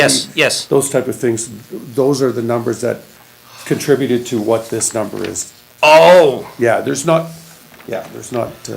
So, but like the 135 for the turf, that's coming up, is that included in here too? No, So that's a 'cause that was separate already- motion. turf was So we've already taken the approved. 135 off. We did that. The board's at 145, but then again, we got a lot of homework to do yet on boards. Correct. But somewhere in that 250 is the boards are gonna be. So, yeah. So The boards, sorry, if I could jump in, the boards are from the previously approved debenture, and the turf is, Turf is previously approved. turf is previously approved, right. But we're looking here in this motion to fund the boards and storage and netting from the previously approved debenture. Yes, but the turf is already in the budget. Yes, okay, that's my clarification. Thank you.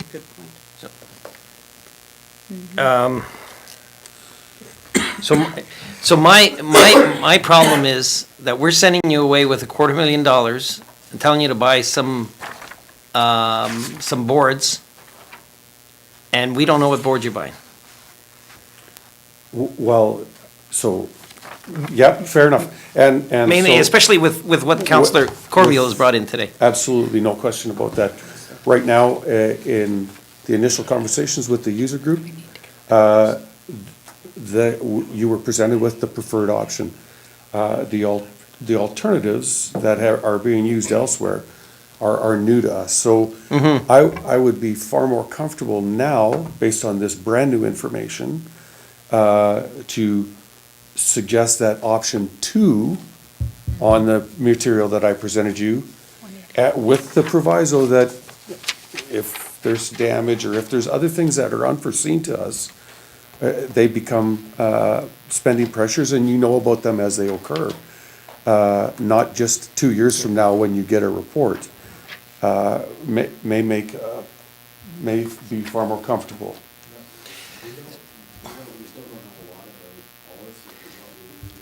So I'm wondering, is there any way this can come back to us in January? No, well, I know it can, but, and that's what I'm worried about. I'm worried about postponing this. We want this facility open in January. And it wouldn't be ready in time for lacrosse as it is, correct? We're looking at a potential problem that you may not have the boards for the lacrosse season? Yeah, so the boards don't cause the facility, the opening of the facility doesn't turn on the boards being No, there. no, it doesn't. So I guess, I guess what is, like, bearing in mind that you have obviously some additional research to do and some figuring in regards to costs and that, I'm just wondering what council thinks about having this matter come back to January with some, I'd just like to see some numbers around this, and I'm not sure that anybody here is comfortable with any of the numbers here, except perhaps for the storage facility, which, if we went into option 2, would not be included. Actually, that was an error on my part. I did notice it and I wrote it down as we were. The storage facility is part of the cost of number 2 because it was identified as the 180 is the original price plus. Even professional installation and removal, I look at that and I say, well, you know, if we're going 6 hours here with no, I mean, you're talking a huge difference in price frame here, especially if you go 30 times a year, whatever No the heck question we're gonna about be it. doing it. Yeah. So, I think Councillor Peterson has been anxious, she might have a. Not no? really. I just think, Your Worship, that, you know, we can still move option 1, and we can include in that motion that there has to be justifiable costs. So we can include it to a maximum of, but with the expectation that the research is done and that there is a justifiable context. well, And I have no problem waiting. I have no problem waiting, but I also understand that there are some pressures. And if I could respond, I don't have a problem, but I think it would be fair for us to see the boards. That's the big item, and I think this council should be comfortable with the boards, especially now that we have an expert on council. Far from it. No, but seriously, I like to make sure, I want to make, this is one item that I want to make sure is going to work for a number of years. Your Worship, if I may, through to Councillor Sobel, I think that the comfort is if we find an alternative, the alternative would be cheaper than the solution that we're presenting, that you've been presented with Yes. in the past. Yes. So we're already, we're at the maximum of, when we talk about that, it's the envelope or the package to address the unknowns, to look after the user groups that are now attracted to the facility based on the solutions that Mark, of course, is going to be able to work with the user groups and implement with our goal to program the facility 12 hours a day, 7 days a week. So what that looks like and what we need to be able to provide to keep that facility full, that's the goal, is keeping the facility full. And extending the hours. So boards, yes, we're saying yes to boards. The highest price is what you've got because those were the alternatives that were originally discussed with the primary user of those elements of the facility. If there are cheaper alternatives that work just as well for that user, then definitely even better. If it's quicker and faster to take out, reduces the wear and tear on the facilities, doesn't cause wear and tear on the board system, absolutely, that's where we want to be. And with this, we get to come back to you in 2 years, more frequently, of course, with requests, but we get to come back to you in 2 years with a report that states this is the way we can go now and well into the future, and why. That being said, Councillor Sobel, are you comfortable with that motion coming forward with that amount there when then there's some confusion about the product that might be purchased? Or would you prefer to see a motion to delay to the next meeting in January? Or Councillor Peterson's suggestion with a little more direction in the motion? I have a motion as well. Councillor Montgomery? Well, I would move that we defer this until the first meeting in January, and not that I want to delay this any longer, but I would like administration to look further into Councillor Corbeil's, what she's presented, and then maybe if they could present back to us what they feel about that, and because I would feel more comfortable voting for a specific set of boards rather than just kind of approving without knowing the specific boards. So I believe my support, unfortunately, is contingent on the type of boards we get. So, Your Worship, if I could speak to that. Yes, Mr. West. Please not to take any thunder away from the effort and the work that Councillor Corbeil has done, because it's amazing, and we appreciate the support as an organization. And we've approached the user group who expressed a concern with that model. We've seen the model that was presented and given to us, and they didn't feel that it was a good option, and we're pressing for the full hockey boarded option. That doesn't say that we've landed there, because there's still negotiation to take place with the user group. What we're looking for is you giving us the latitude to begin programming the facility, giving certainty to the primary user group that requires the boards, and negotiating with that user group on the solution that we'll put into the facility, and hopefully we come to a compromise that is potentially the hockey boards, but maybe I think three you options referred to in it them as the Lego boards, but so if I could, you're basically asking for us to just give you permission to go ahead with boards, and then, like, basically to say, we'll have a facility with boards. boards. Okay. That's what I'm saying, and if it's the hockey boards or it's the other solutions, then, but with boards and. And the motion does have a max, it has a ceiling of what we're allowing it to be, so I guess I can understand that as well. Okay, well, if that's the case, then I'm willing to withdraw my motion to defer it. Okay. You still need a deferral? Or you're withdrawing the deferral? Yeah, I'll withdraw the deferral, yeah. I'm prepared with a motion. Did you? Okay, sorry, Councillor Corbeil and then Councillor Cox. Thank you, Your Worship. I actually did three options, and I know that we were initially saying 4 months out. I did talk to someone with, like, hockey boards as well, and it was 6 to 8 weeks. He said quite comfortably, he's like, I would come out and we could design something specific for yours. And even on these ones, like, the ends can detach only. Like, there's a ton of options out there, a ton. And I'm still waiting for feedback on some of the Lego ones anyways. I do want to point out that this doesn't only pertain to lacrosse. Like, we're kind of putting a pretty hefty price tag attached to that sport when it can be used for other sports as well, like your indoor floor hockey and everything else. Absolutely. And outdoor, yeah, if we can move these. When they're old, you can use them. Exactly, great. You know, I just don't want it attached that we're spending this much money just for lacrosse. So that was my comment. Which is why Thank the you. presentation tonight is about programming the facility. Yes. And not about any one Yes. user group. Yeah. We need to program the facility. Thank you, Councillor Corbeil, and thank you, Trent. Councillor Cox. I just want to make it very, very clear that when you keep speaking of boards, you are speaking of removable boards. Yes, Okay. it's here. 100%. It's right here. Can it please be in the motion? I think it says, Because I will not support Yeah. full-on boards that are not removable. I got it. That would defeat it would handcuff our ability to program that space effectively. Thank you. Councillor Peterson, are you prepared with a new revised motion? Your Worship, I would move that council approve a maximum of $250,000 from debenture funding to provide for the ability to support programming to take place with the 2 anchor tenants. As a part of the motion,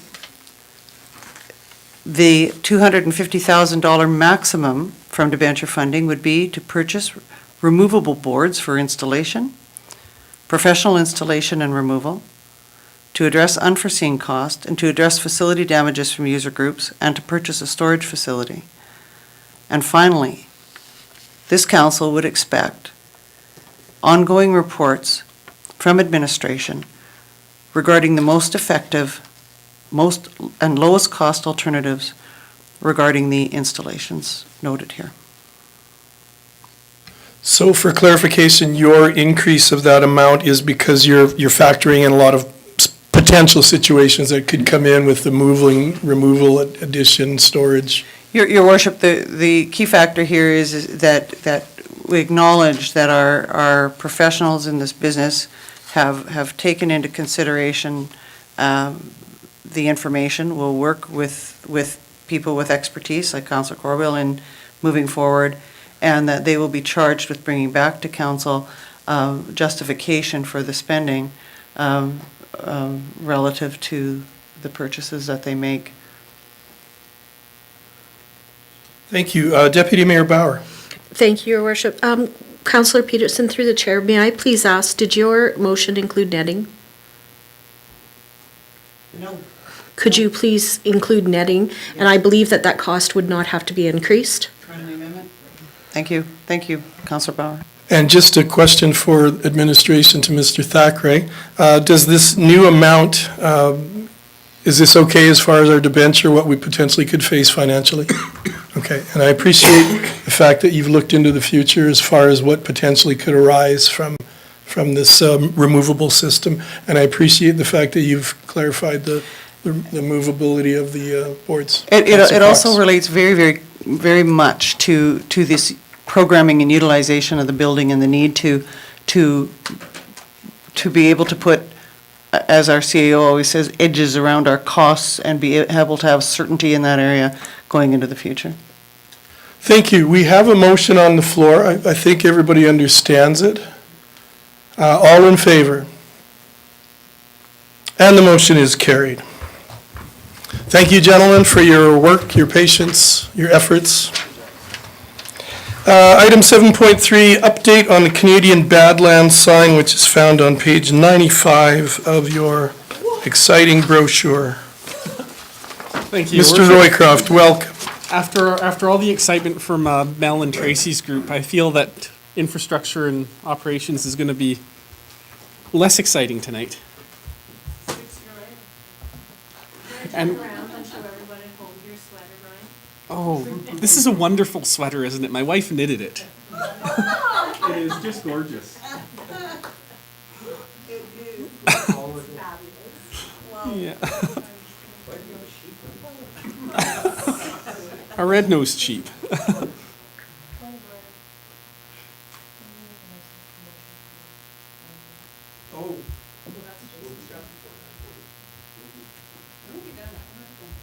We have faith, Councillor Cox, we'll wait and see, I guess, but she has a good point. Okay, Mr. Roycroft, carry on.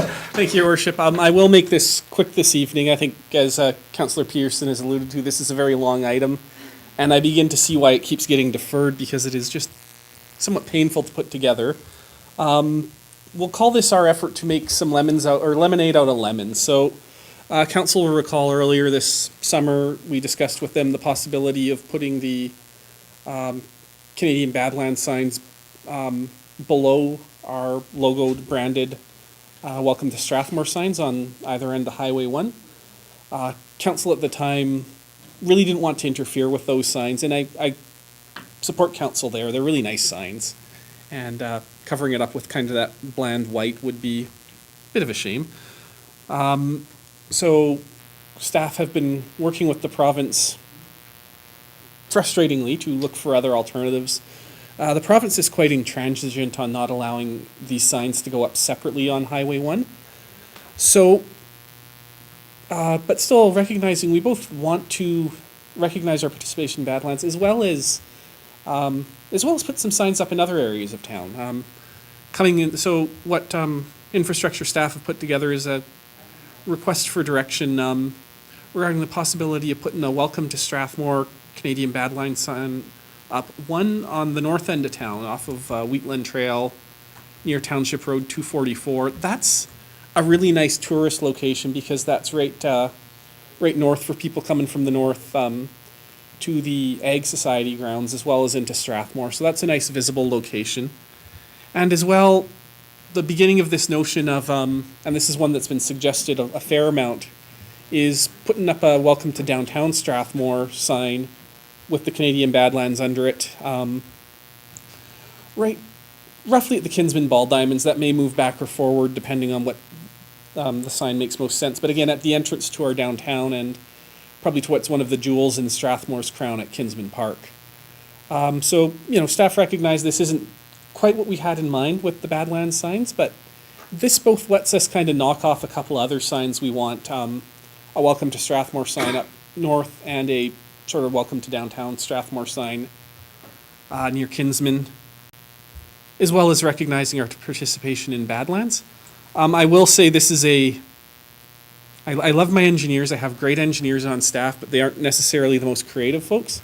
So if council is interested in going this way, we will design a little bit more nicer a sign. I just want to see, not saying this isn't gorgeous, but this isn't necessarily representative of what we want coming in. So if council is supportive of this notion, we will have sort of proper wood frame signs designed rather than this. But this is the core concept here. Thank you, Mr. Roycroft. Are there any questions for Mr. Roycroft? Councillor Sobel? No, I think it's brilliant, and I'll support this without a problem. And I'm not going to raise this today, I'll raise it sometime in the future. But it'd be nice to get the incorporated and population on our main signs somewhere that fits in there, because I can't believe how many times I get asked what the population of our community is. But anyway, that's all for another day. Councillor Sobel, were you planning to make a motion, or? Sure. No? Oh, okay, and then I we would can love to have make a you, motion Deputy Mayor Bauer, if you have a comment. Okay. I would move, your worship, the council approves the Canadian Badlands signs to be placed along Wheatland Trail at the corner of Wheatland Trail and Township Road 244 and Kinsman Park Ball Diamonds. Thank you, Councillor Sobel. We have a motion on the floor, so for discussion, Deputy Mayor Bauer. Thank you, Your Worship. I really like this idea. I think that it will definitely enhance what you call our jewel, our Kinsman Park. And I would also like to ask that if it does become something that is downtown, that perhaps the Downtown Vitalization Committee could also be consulted with the development of the actual sign once it's approved today. And if we could perhaps look at some of the expertise that we have on that committee with representation from the arts community and also our local in-house creative design person, Kevin Montrath, who's also on that committee. Yeah. So I would definitely support this motion. Thank you. Thank you, Deputy Mayor Bauer. You've heard the motion on the floor. All in favor? And that motion is carried. Thank you, Your Worship. And that is a phenomenal idea to bring it to the Downtown Vitalization Committee. They are more creative than me, certainly. And I think they'll produce something really nice. Thank you very much. Councillor Montgomery. Hear ye, hear ye. I move that we extend the council meeting till 10:30. Thank you for that motion. We're hoping that it doesn't come true. But you've heard the motion on the floor to extend to a potential time of 10:30. All in favor? Okay, we're good. And that brings us to our next item. CityWorks Public Web Interface. Craig Nichols, are you presenting on this? Yes. Welcome, Mr. Nichols. Good evening. Sorry, a little adjustment. I've been informed I've got 5 minutes to whiz through this, so it shouldn't take that long. So just a little backgrounder, as soon as I learn how to use this again. So back in July of 2018, town approved the operations and IT to go ahead with the acquisition of a municipal management system. We selected CityWorks. The town has been working to upgrade as well at the same time their ArcGIS system to allow for the full integration of CityWorks. And CityWorks has completed a citizen report a problem webpage, otherwise known as a service request form. These are still in development stage, they're not in actual production stage. But what I want to just run through, council, to show you what we should be able to roll out pretty much in the early new year. So hopefully this launches.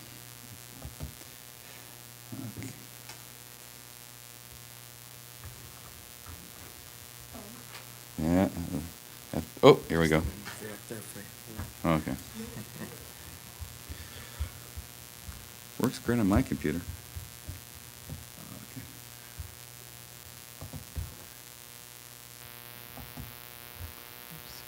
Okay. So this is sort of a prototype.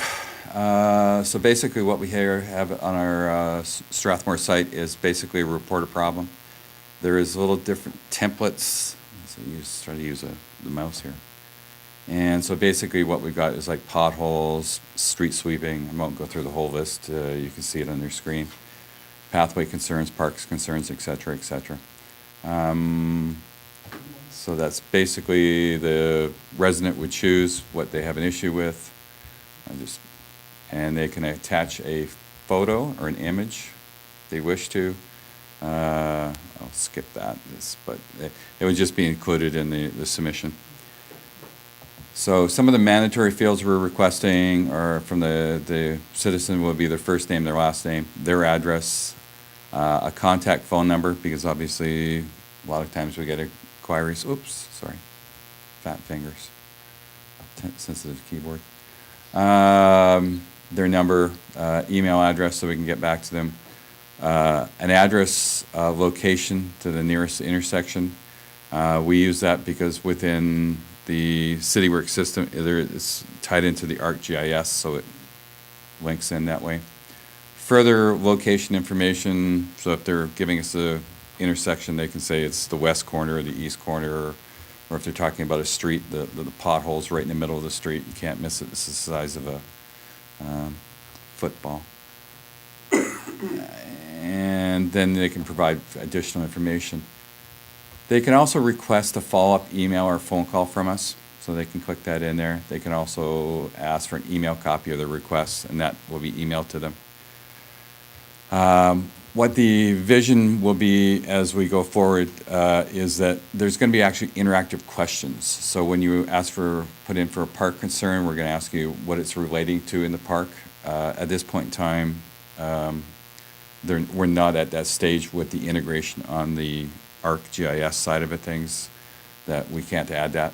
We can on internal requests, but we just can't do it on the website.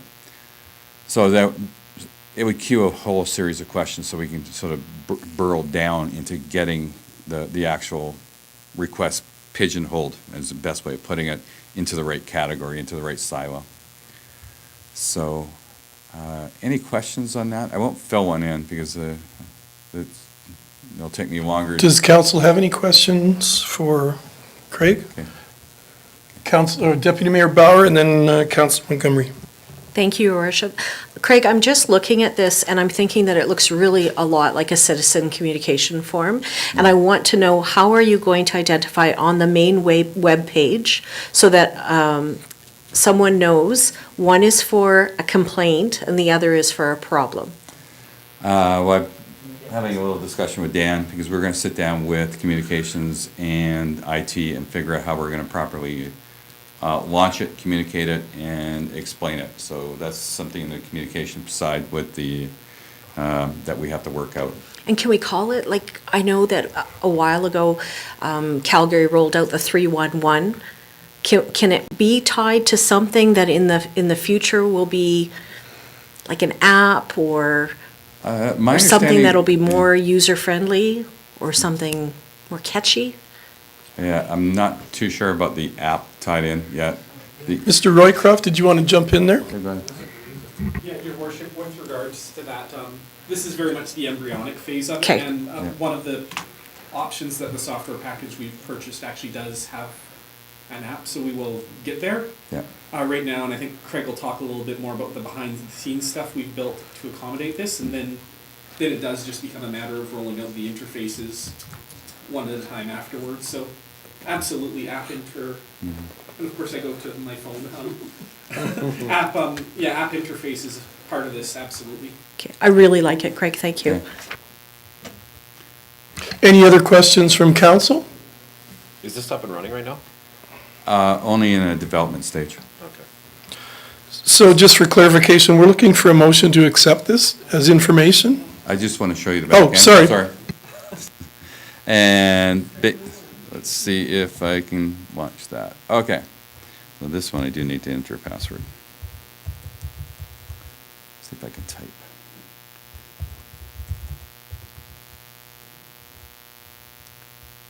Mouse. So this is where the data would end up coming into. And this is the one, and the really nice thing about this. So all the service requests come into this little grouping, into this little categories into here. So an email notification comes to operations saying that you have a service request that came in. They're all categorized by the choices that they made, so you got this nice little pie chart. There's a way, if you click on this, it automatically just comes up with a complete list of the parking lot concerns or the street sweeping concerns.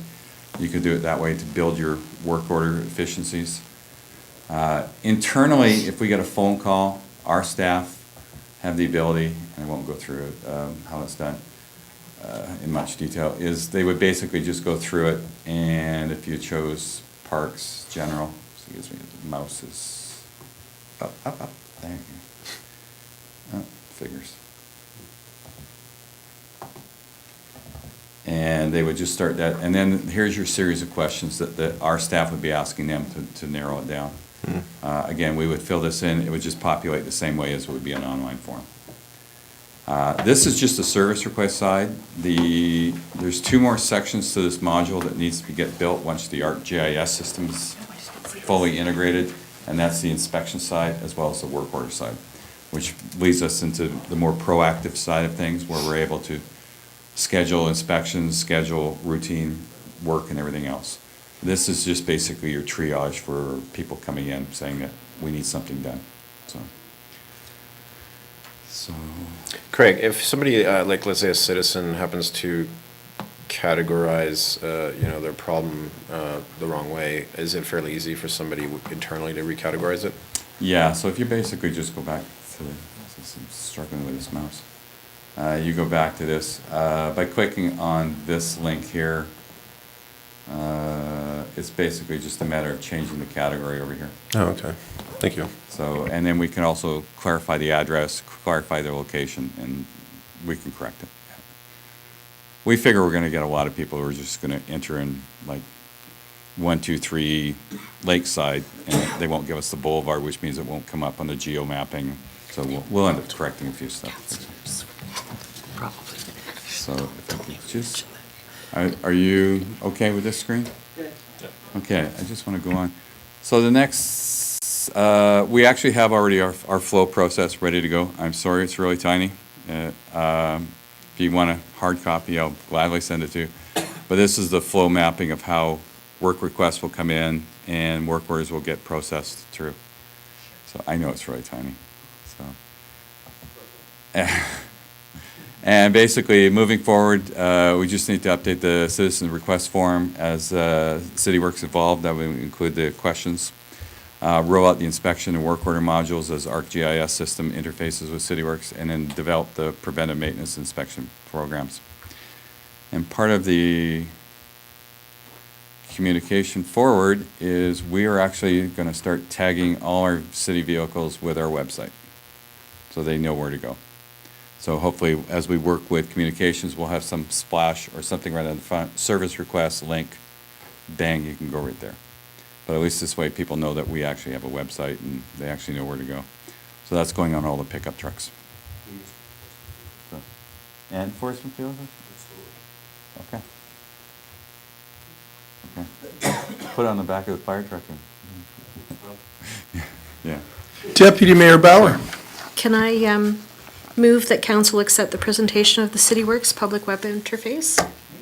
Thank you for that motion, and I appreciate all the effort and The presentation was really good. I think it's going to be a great way to communicate quickly, too, with people and get their concerns heard. So you've got the motion on the floor. All in favor? And the motion is carried. Thank you. Merry Christmas to you, too, sir. Merry Christmas. And now we move on to the 2019 Council Committee appointments on page 105. Your worship, Councillor Peterson. I would move that council accept the report from the nominations committee and appoint members effective January 1st, 2019 to October 31st, 2019 as recommended. Thank you, Councillor Peterson. You've heard the motion. Is there any discussion, Councillor Yes, so I Montgomery? have a question. Sure. So for the Downtown Revitalization Focus Group, there should be a member from the chamber. So do they not have to be listed on this list? I can answer that, Your Worship. No, any of the organizations on any of our committees, they are appointed as the organization. The organization appoints their representative or sends a representative. Okay. So this committee, along with the Traffic Advisory Committee, also has the same from the school divisions. Yeah. They decide who is going to represent that organization, and that's who attends the meetings. Okay, and so for the sustainability, for instance, we are seeking a couple of people from the high schools, so we don't have to list those ones either? No, the high school, once we get a response from them, they will be appointed. Okay. All right, that's all my questions. Thank you, Councillor Montgomery, and thank you, Lisa, for the clarification. We have a motion on the floor. All in favor? Motion is carried, which brings us to our final items for administration. Policy 8100, Environmental Sustainability Policy, Anti-Idling, page 108. Councillor Montgomery and then Councillor Sobel. I would like to offer an amendment, actually, if we could add to, where was it?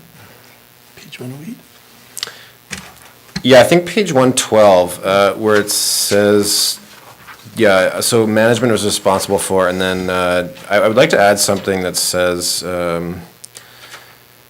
that admin will get council approval prior to allocating resources towards development or implementation of community environmental initiatives and programs. Essentially, I just want them to run it by us before they start going down any particular road with these programs.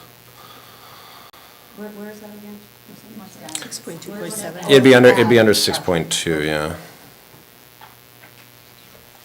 So would you want to word it something to follow along the lines of their initial wording? Management is responsible for, Point of.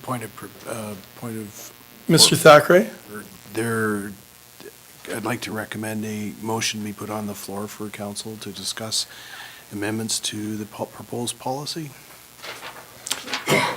So I would move that we add a clause that states that admin will get council approval prior to allocating resources towards development or implementation of community environmental initiatives and programs. If that's fine with you guys. Where? Yeah, so I'm offering an amendment. Where is it?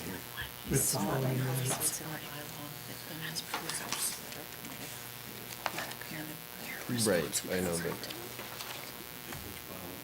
but I want them, before they even start developing stuff, I want them to get approved. Councillor Montgomery, do you want to mention the initial motion with that amendment that, so you would, Yep. I'm just wondering if you're okay with making a new motion where you do the first part but add your amendment to that? Yep. That would be okay?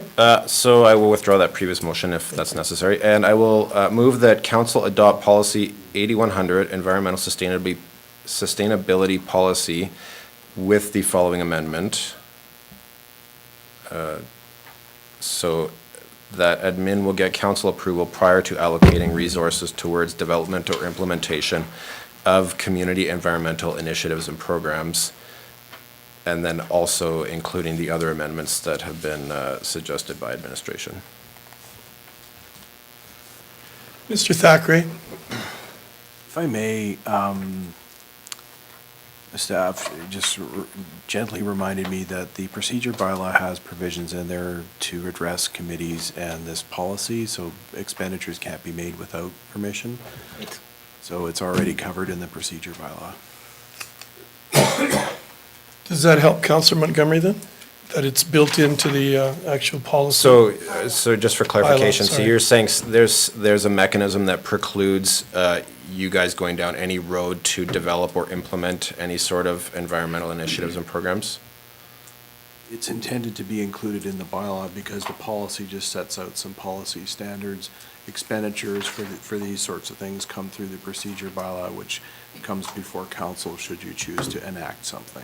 Okay, because basically I would just like it so that like, yeah, if if you guys have an idea for a program, you guys, before you even kind of get too far into it, you run it by us and so. Oh, sure. Okay. No trouble. Okay, so, in light of what Mr. Thackeray has said, I will withdraw that motion as well. And I will move that council adopt policy 8100, environmental sustainability policy as amended. Thank you, Councillor Montgomery, and thank you to administration for clarifying all that. You've got a motion on the floor. All in favor? And the motion is carried. Which brings us to item 8, committee reports. Are there any reports from committees? Items directly related to council. I'm not sure why I looked at you like that. Item 10, bylaws. And item 11, urgent business. I believe we have one from Councillor Peterson, 11.1. Your worship, there is opportunity to promote the file on seniors housing relevant to a future seniors lodge, hospice, et cetera.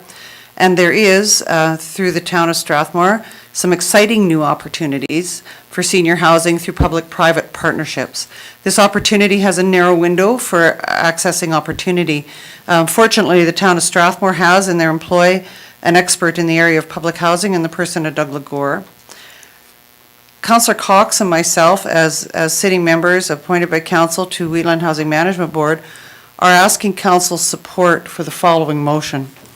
The council authorize CAO Thackeray, Mr. Doug Legore, Mayor Fuel, to approach the Wheatland Housing Management Board executive to work to formulate a plan to maximize the opportunities to Strathmore to enhance seniors housing in our community and the surrounding community.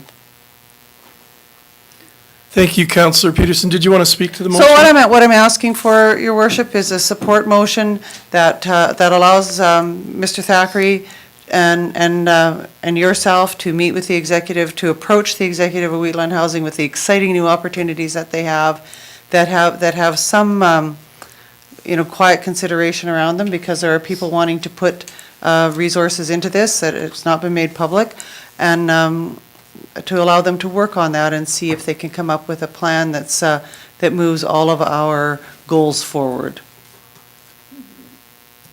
Thank you, Councillor Peterson, for that clarification and rationale. Is there any other discussion on the motion? Seeing none, all in favor? And that motion is carried. Item 12, questions between councillors and/or council statements. Mr. Thackeray, did you? Oh, your light's on. Oh, I'm sorry. You faked me out. Item 13, administrative inquiries. Lisa, do we have any administrative inquiries tonight? Oh, interesting. And I thought I heard a voice too. Mr. Thackeray, I believe we're deferring the in-camera items to a later date. Okay. So seeing no in-camera items, no need to go in camera. Councillor Sobel. Oh, move to adjourn. We have a motion to adjourn. All in favor? And we're adjourned at 9:45.